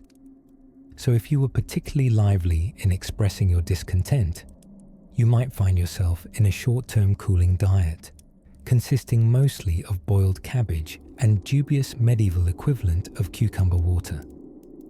They didn't exactly have spa day smoothies, but bless them for trying. And then there were the herb gardens. Many asylums had them, not because they were run by whimsical apothecaries in pointy hats, but because herbs were the pharmacology of the day, and surprisingly, they were sometimes prepared into teas or poultices with a flicker of kindness. Lemon balm, believed to lift the spirits. Valerian, a rustic lullaby for the agitated. Lavender, for sweet dreams, though inhaled more than sipped. Whether they did much good is debatable, but the care, the gesture, existed. In an age where bodily health was tweaked with leeches and prayer, the very idea that someone mulled over your herbal blend while you stared blankly at the ceiling is, well, almost touching. And speaking of leeches, yes, they often appeared not just in treatments, but also, though accidentally, in the water barrels. Hydration came with risks in those days. Still, as we picture these kitchens, crackling fires, chipped bowls, and misty windows fogged with steam, we catch a brief, flickering sense of humanity. Amid remedies of suspicion and superstition, the warm broth and sprigs of thyme offered a kind of medieval kindness, crude and misguided, but never fully absent. Flawed compassion, ladled out in wooden spoons. Some might say that in places where minds were seen as threats to order, a comforting meal could feel like the most revolutionary act of all. Let us now fold our napkins, mop up the imaginary stew, and tiptoe further down the stone halls. For there remains a rather curious story involving music. Yes, actual therapeutic lute plucking, and a certain resident who swore he was the Holy Roman Emperor's pet falcon. But we'll let the lute begin to strum that tale in its own time. Now, if you ever found yourself wandering the corridors of a medieval mental asylum, and truly, I hope that's just the sort of odd scenario you limit to your daydreams, there's a good chance you'd stumble across the humblest, but perhaps most mysterious member of the staff, the herbalist. No flashy robes, no Latin incantations, just a trail of dried chamomile like breadcrumbs and the ever so slightly suspicious scent of boiled roots. Herbalists in many of these institutions were somewhere between apothecary, gardener, and local witch, depending on who you asked, how cloudy the moon was, and whether the bishop had recently read Leviticus. They presided quietly over gardens wedged between crumbling cloisters or tucked behind damp courtyard walls. Rows of skullcap, valerian, wormwood, and lavender bloomed quietly beneath their careful fingers, each plant holding a secret promise. Maybe calm the nerves, maybe ease the melancholy, or, in a few unfortunate cases, maybe give the patient visions of flying pigs for 3 days. Herbal treatments were the bread and butter, or more accurately, the groundbark and fermented beet tea of many asylums, especially before the age of pharmaceuticals, when chemistry hadn't yet declared war on your liver. Take, for example, the favoured remedy for melancholic humours. A pessimist, in medieval medical terms, was simply someone who had too much black bile in the brain. The answer? Roast a mixture of thyme, sage, hops, and sometimes juniper berries. Mix it into a broth and top it off with goat's milk, ideally from a goat that had recently looked content. If said potion made you vomit, that was actually a good sign. Purging was believed to balance the humours, presumably by making you forget what you were sad about in the first place. Valerian root, known today as a sleep aid, was given to those suffering from fits of lunacy, while lavender was bound beneath pillows to soothe the restless sleeper. Whether it worked was perhaps less important than the ceremony of it. The soothing ritual of grinding herbs, boiling water, and wrapping patients like sleepy burritos in linen soaked with sage tincture. That said, not all herbal interventions were quite so quaint. Some early hospitals dabbled in a plant known to the modern world as belladonna, or deadly nightshade. It was used, in excruciatingly small doses, to induce a temporary state of calm, or, in less strategic moments, a temporary state of hallucinating that your teeth had turned into mice. The dosage was finicky. Too little, and your patient continued to shout at the wall. Too much, and the patient danced with imaginary saints before becoming an actual one. We mustn't forget the role of rosemary. That humble sprig so many now associate with roasted potatoes was, in the medieval mind, a powerful protector from evil spirits, bad air, and occasionally incompetent barbers. It was hung in windows, stuffed beneath mattresses, and even distilled into oils for rubbing on the temples. Patients were often encouraged to inhale rosemary steam to clear the mind. Whether it cleared anything but the sinuses remains hotly debated. Our friend the herbalist might also, in moments of particular optimism, assign a patient to help tend the garden. It was thought that the body healed, the mind, or, barring that, at least tired it out enough to keep it quiet after supper. Watching a weeping noblewoman gently sprinkle soil over new mint shoots was, perhaps, the closest thing the asylum came to actual therapy. And occasionally, it worked. People are strange, after all. But so is mint. Of course, all of this herbal attention existed in a precarious dance between care and superstition. The church tolerated it, mostly, so long as the herbalist didn't get too creative, too popular, or too mysterious during thunderstorms. It helped enormously if she was elderly, toothless, and hard of hearing. Less threatening that way. Still, these simple cures endured for centuries, nestled in the mortar of asylum walls like sleepy secrets. They carried with them the whisper of kindness. Not science, not yet, but intention, which, in the grim rattle of iron keys and crying wind, sometimes offered more hope than any saint or surgeon. And so, in the twilight of a garden shadowed by crenellated stone, the herbalist gathered her remedies by moonlight. Each leaf and root tugged from the soil like an old story, waiting to be steeped into silence. Next, we'll wander deeper, past the gardens, past the cells, to the curious rituals invented not by doctors, but by the patients themselves. By twilight's whisper, we find ourselves stepping into the quieter, stranger corners of monastic life. The shadowy annexes of cloisters and priories, where parchment prayers mingled with strange murmurs behind heavy wooden doors. Tonight, we tiptoe through one of medieval Europe's lesser discussed job titles, the monastic keeper of the disturbed, a monk with a prayer book in one hand and a restraint rope in the other. Charming. Within some particularly charitable monastic communities, long before madness had hospitals and diagnostic manuals, those thought to be possessed, melancholic, or inconveniently eccentric were brought to abbeys and secluded sanctuaries, far from the bustle of the market square, or, depending on your geography, the nearest moat-bound oubliette. The reasoning, while archaic, was often couched in concern. The clergy believed spiritual torment could be soothed through sustained religious life, prayer, fasting, and occasionally playing the lute until someone sobbed themselves into docile compliance. The abbeys provided shelter for the soul-troubled, yes, but also perhaps a place where families could discreetly drop off Sir Geoffrey the Giggler, who hadn't stopped rhyming since Easter. Now, let's meet a figure barely remembered in the grand palimpsest of history, Brother Ivo of Wessex, keeper of the Quiet Wing.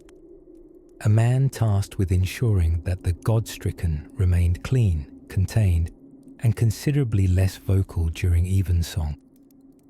Brother Ivo approached his responsibility with both solemnity and an unwavering fondness for raisins, his one vice, unless you count his fondness for late-night gossip with Sister Amabilis, who just happened to be passing the vestry, altogether too often. The wing itself was simple. Stone cells with straw bedding, a soft trickle from a nearby stream, and walls that held secrets thick as Baldwin the Fat's beard.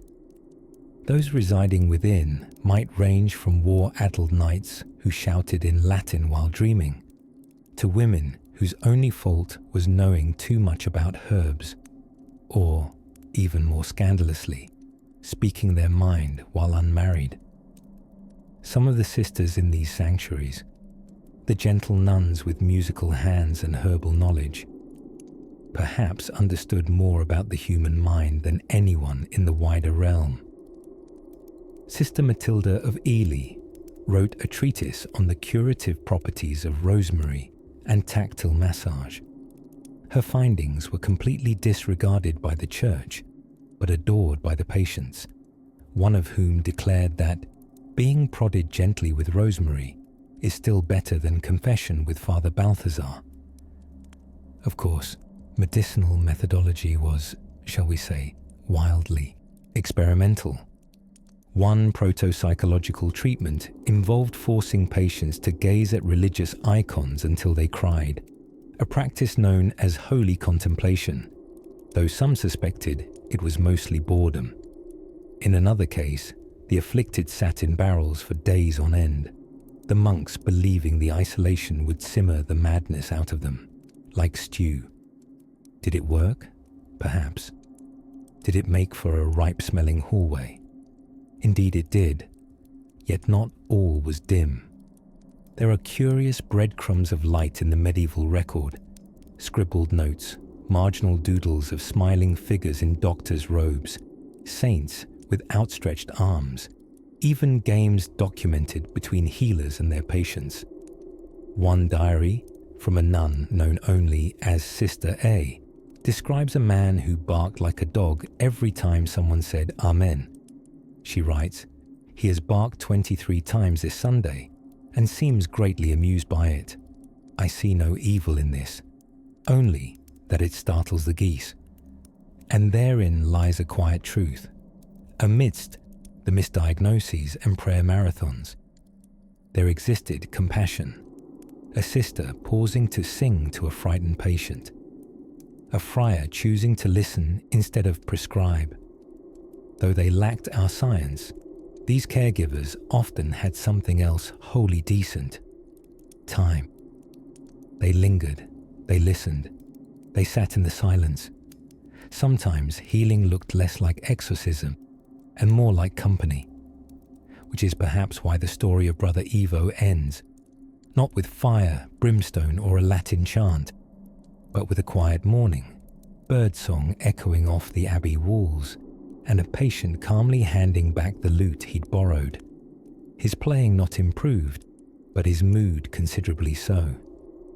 So as the candles gutter low in our minds, and the windows glaze with imagined frost, we turn softly toward the next corridor in this forgotten institution. Shall we drift onward to where the wandering physicians of old carried their bone-handled tools and jars of pickled mystery? The moonlight points the way, Let's follow, quietly. As the candlelight flickers against the cold stone walls of our medieval asylum, we find ourselves drifting into one of the quieter corners of this curious institution. Though quiet is a generous term, in reality, it's more like the muffled rustle of linen smocks, the occasional creak of a wooden stool under a friar's bottom, and the distant thump of someone attempting medieval music therapy with a psaltery and very poor timing. But here, in this moment, the clamour settles, because we're about to meet the hospital's not-so-secret workforce, the mildly competent monks and their reluctant, unpaid interns. By the 13th century, many institutions caring for the mad were attached to monastic orders. The thinking, quite nobly intended, was that spiritual men made excellent caretakers. After all, who better to care for troubled souls than people who regularly whipped their own backs for thinking unclean thoughts about pears? Except monks, as it turned out, were better at copying scripture than administering herbal sedatives to patients screaming in Latin. The Benedictine rule didn't technically cover how to de-escalate a patient's violent delusion involving Saint Jerome and a wheel of cheese. And yet, armed with devotion, a fair amount of mead, and occasionally a goose, for reasons never clearly documented, monks simply got on with it. There was Brother Oswin of Hereford, a man of such gentle temperament, he was nicknamed the Woolen Cloud. Patients loved him. He would sit by the hearth in the evenings, reading softly from Augustine's Confessions, while utterly surrounded by snoring lunatics and one suspicious cat, who was probably not part of the staff. His therapy, listening. He was the prototherapist before such a concept existed. He didn't take notes, of course. Notes meant paper, and paper meant budget approvals from the abbot. Then you had others like Brother Talfrin, who believed that anyone who talked to invisible people was actually engaging with angels and should be baptized again, just in case. Let's just say the tub room was frequently busy. But monks couldn't do it all. And here stepped in the medieval version of interns, junior novices, general lay people, and when things got desperate, anyone who owed the abbey 2 chickens and a favour. These infirmary helpers were handed a basic rundown. 1. Don't lose the patients. 2. Don't argue with them, especially if they think they're Charlemagne. And 3. All goats on the premises must be leashed. Training? Oh no, that would require a plan.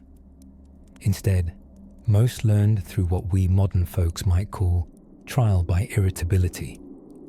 You'd be handed a patient and told to walk them around the cloisters until they either calmed or confessed to a metaphysical crime. If you made it through a whole week without being smeared with fig paste for reasons unknown, you got promoted to trusted helper and were occasionally allowed to ring the daytime bell. And let's not forget the unheralded medical chest of curative curios. This was kept in a locked room and overseen by Mother Gerda, a nun with a limp and a stare that could silence Gregorian chants. The chest contained such can't-miss treatments as poppy syrup steeped in wine, which, yes, is exactly what it sounds like, rose water for melancholia, and blessed thistles, useful for digestion, purification, and mildly intense sneezing. It was a world stitched together by intention rather than science, and yet small kindnesses abounded. A patient might be allowed to keep a pebble they swore was their childhood dog. Another might receive a carefully constructed crown made of rushes and twine, presented with quiet ceremony by a novice who just liked making people smile. There was no paperwork, no DSM manual. Diagnosis was often the devil is in him, and treatment was occasionally let's sing psalms until he falls asleep. But through the muddle and missteps, a rough kind of humanity persisted, Of course, the abbey kitchens also played their part in treatment. A hearty porridge could do wonders for a nervous disposition, especially if it was followed by one of Brother Eamon's infamous fermented plum tarts. They were either medicinal or mildly hallucinogenic, depending on how long they'd been left in the pantry. And so, in this strange candlelit world of spiritual nurses, oat-based therapies, and goats with unclear job descriptions, care continued in its own clumsy way. As we dim the lantern on this chapter, let us tread quietly toward the garden courtyard, where moonlight rests gently on worn stone benches, and a curious experiment is just beginning. The bell tolled 8 times in the distance, a mellow, tinny clang, only mildly committed to its job. Inside the thick stone walls of St. Dymphna's Hospital for the Distempered, the evening candlelight flickered like gossip in a quiet village.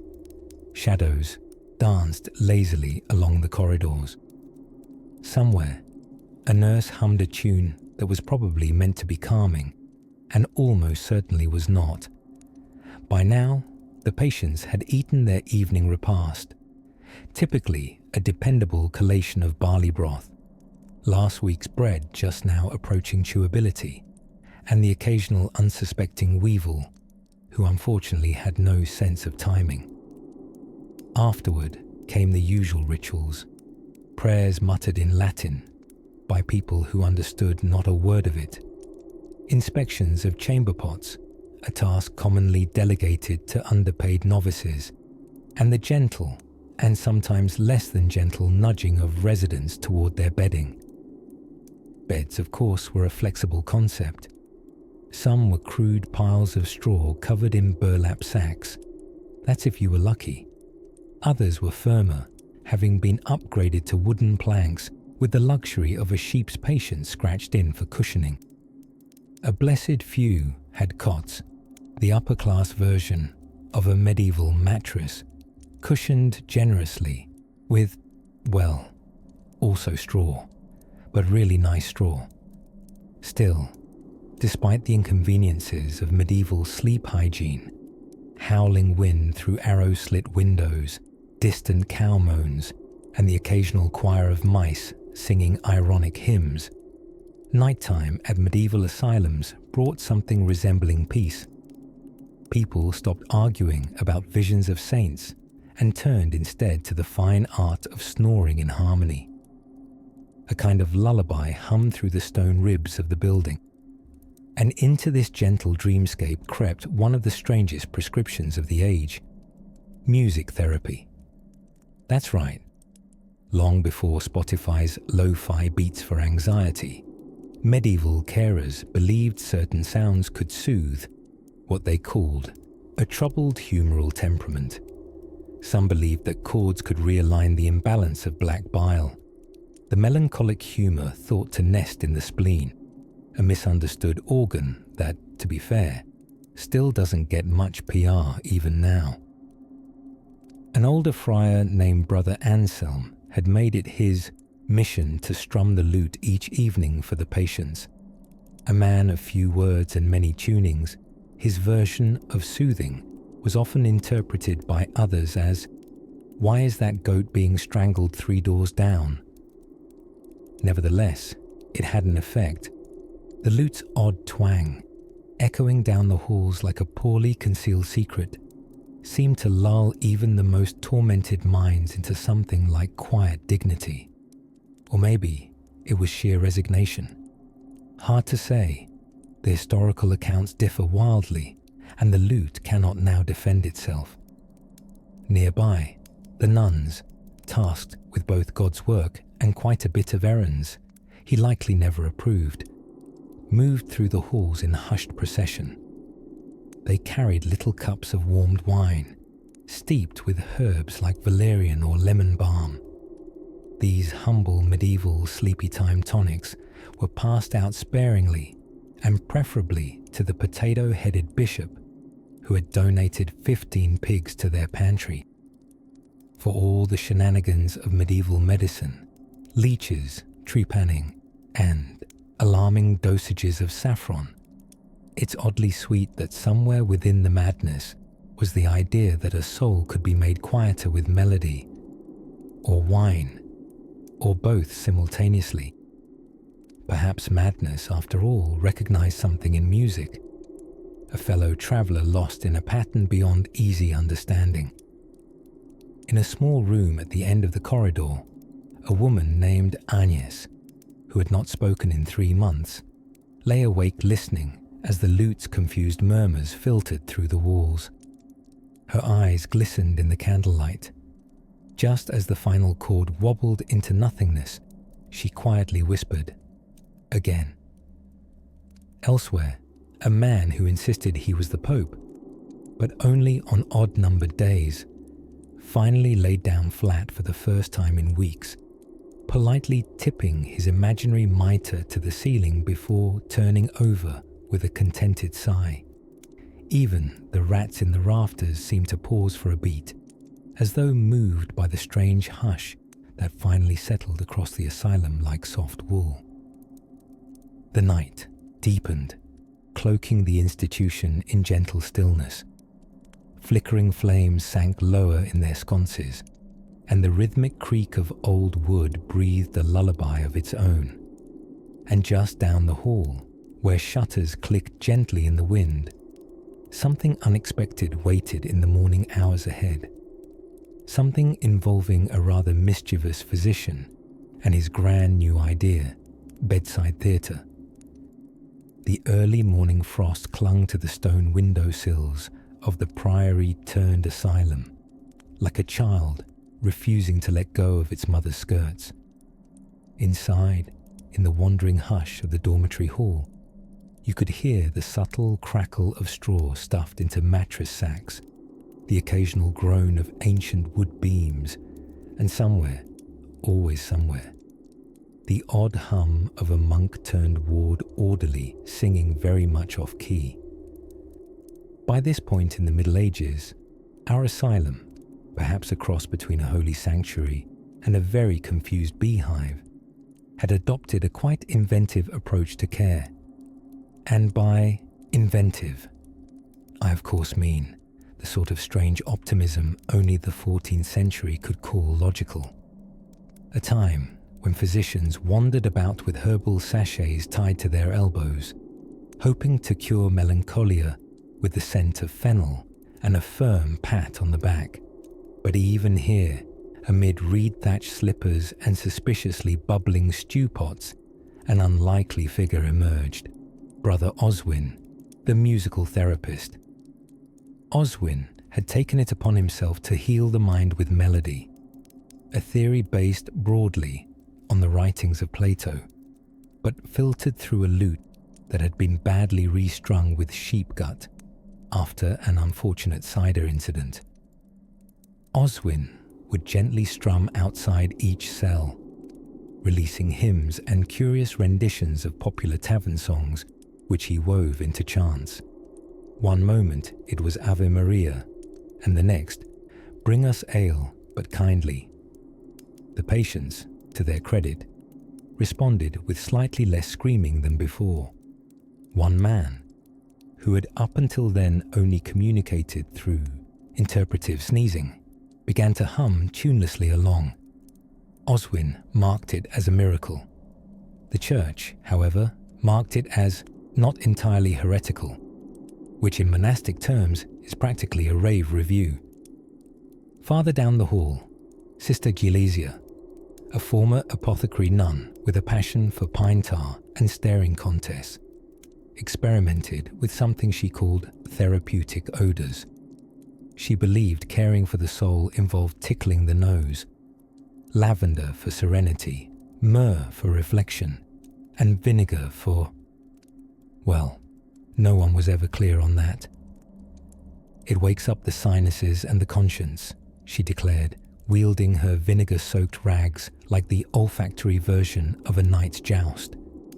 There was something oddly comforting about the stubborn hopefulness of these caretakers, as if the answer to human suffering might indeed be found in beeswax balms, off-tune chants, and a hallway that smelled like a salad gone slightly philosophical. Of course, not all treatments of the time were quite so gentle. There were still, in corners of Europe and deeper corners of belief, those who favoured exorcisms, cold water dunkings, and the ever-popular tying someone to a chair until they were either calm or resigned, whichever came first. But in our quiet, damp corner of medieval madness, the approach had softened into caretaking, however slightly cabbage-scented. One method that deserves mention, not because it worked, but because it tried, was the use of mandrake root steeped in wine, administered by Father Lauren the Cautious, who once spent 3 hours praying before giving anyone so much as an herbal compress. Mandrake had hallucinogenic properties and a scream when plucked that, according to legend, could kill a man. So naturally, they used it generously. The results were mixed. One woman became convinced she was a cloud for 3 days and refused to eat anything that hadn't floated down to her. Another began speaking in rhyming couplets, insisting the moon was a turnip blessed by angels. Still, these outcomes were preferable to being chained to a wall, which in many institutions was unfortunately still the go-to method when things got truly difficult. But not here. No, here the philosophy was evolving, albeit slowly. There was a growing sense, even among those with sandals held together by hope alone, that illness of the mind was still illness, not wickedness, nor spiritual decay, just woundedness. And where there was a wound, perhaps, there could be healing. As candles flickered against the chilled stone, the asylum carried on, quietly, strangely, tenderly. In the corner of the herb garden, Oswin was trying to teach a crow how to warble in harmony with his lyre. Gilesia was boiling a concoction that smelled like roasted pine cones and mystery, and the patients, some sleepy, some giggling at invisible jesters only they could see, were wrapped in scratchy blankets and dreams. Something was changing. Slowly, yes, but like dawn sneaking in through slanted windows, it was arriving, silently and irresistibly. And as the frost melted outside, and the scent of rosemary lifted into the air like a lullaby, we turn, ever so gently, to what awaited these curious minds, both in legend and in legacy. As the candlelight of our medieval journey flickers toward its sleepy end, we find ourselves standing, quietly now, beneath the vaulted echo of time, among the moss-eaten stones of an old abbey-turned asylum, perhaps somewhere in Yorkshire, or perhaps only in the mind's own hinterlands.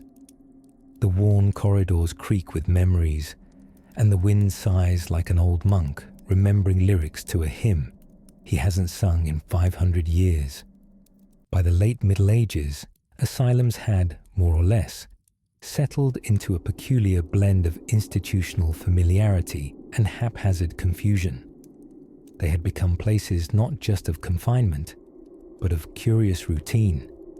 Monks and barbers alike, often indistinguishable except for the presence of scissors, had handed over their tools of religious devotion and personal grooming in favor of what could optimistically be called early psychiatric experimentation.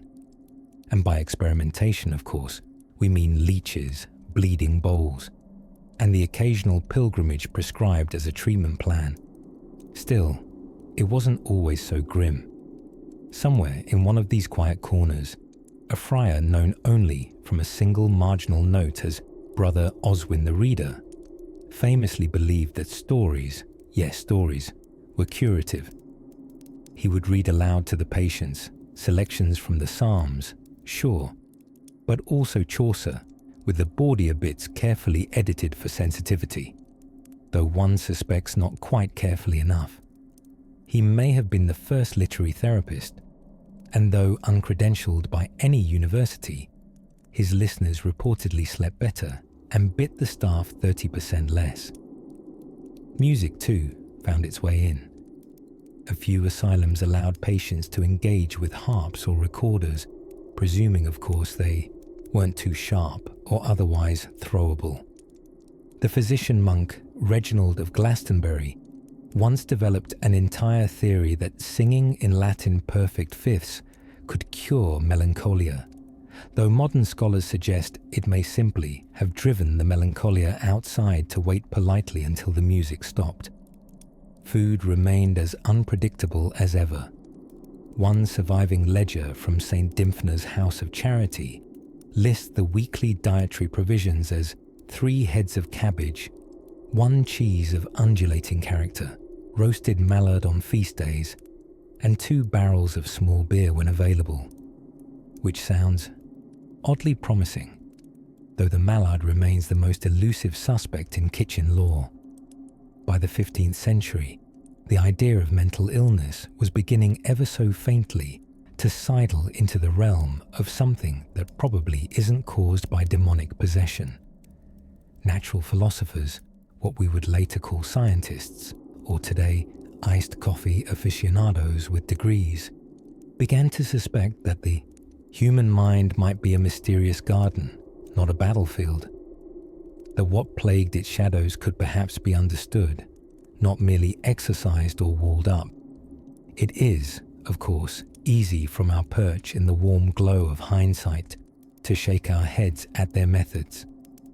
But for all their missteps, the people of this shadowed past were trying, in their way, to whisper comfort into chaos, to offer shelter, however imperfect, to those whose inner worlds had turned stormy. And so, within stone courtyard walls and draughty chambers filled with the scent of herbs and hope, something not quite madness and not quite medicine was slowly, gently unfolding.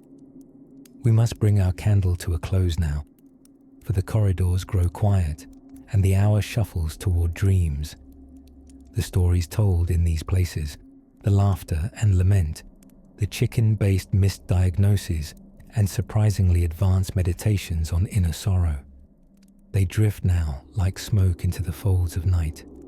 Let the wind brush the ivy, the moonlight dance on forgotten keys.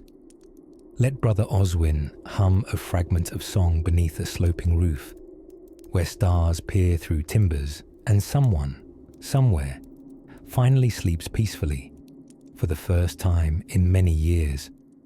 And so, dear listener, with the shutters drawn and the fire reduced to a gentle gleam, we close the heavy book, let it sigh, and set it softly down.